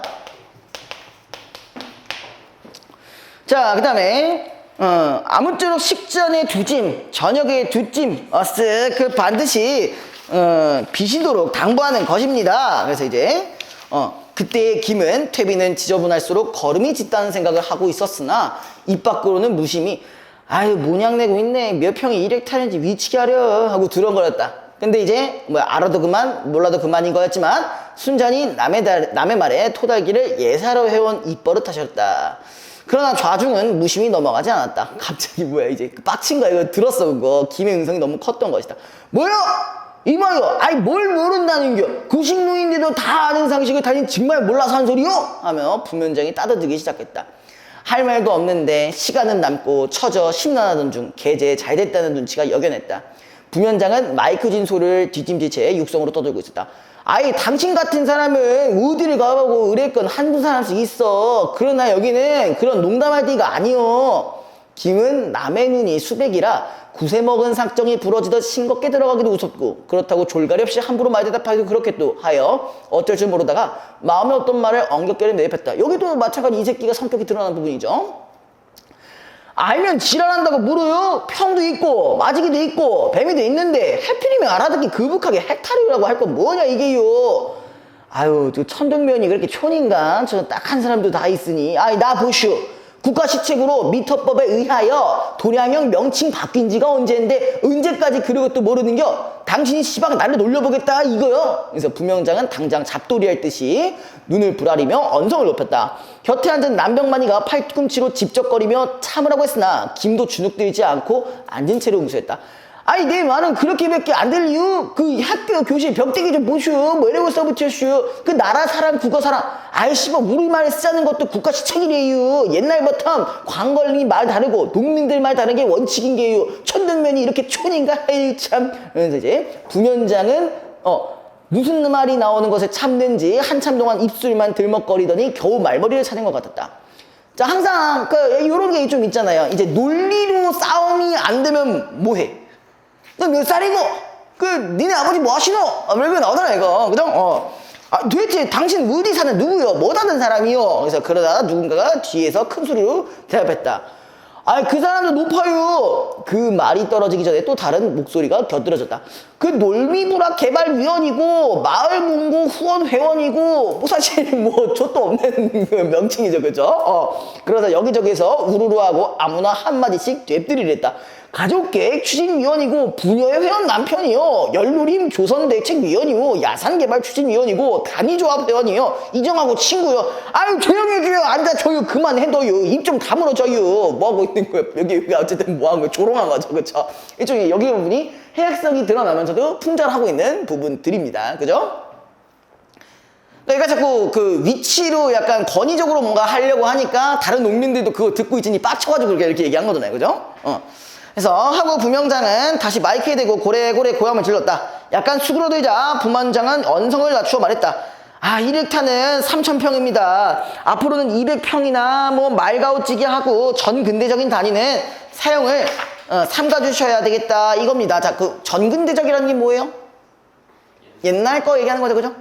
말허리를 끌으며 김이 말했다. 이 바닥에 헥타르를 기본 단위로 말할 만치 땅 너른 사람이 밀신이 되느냐 이거요. 부면장은 들은 척도 않고 하던 말을 계속했다. 날도 더운데 지루하시더라도 자리 흩뜨지 마시고 담배나 피시며 쉬어요. 저 놀미 사는 높은 양반도 승질 그만 부리시고. 이게 뭐야? 이 높은 양반 누구 얘기하는 거야? 그 김승께 말하는 거죠, 그쵸? 편히 쉬셔요. 아유, 미안합니다. 그러자 박수가 쏟아져 나왔다. 김은 그 박수의 임자가 자기라고 믿으며 속으로 웃었다. 뭐 이 새끼 존나 관종 새끼네요, 그죠? 자, 뭐 일단 여기까지 합시다. 오늘 내용까지만 하고요. 문제는 뭐 어차피 여러분들 풀어보셨을 것 같으니까 그냥 각자 뭐 해보셔도 되고 그러시면 될 것 같습니다. 제가 뭐 안 드릴 거 없죠? 다 드렸죠?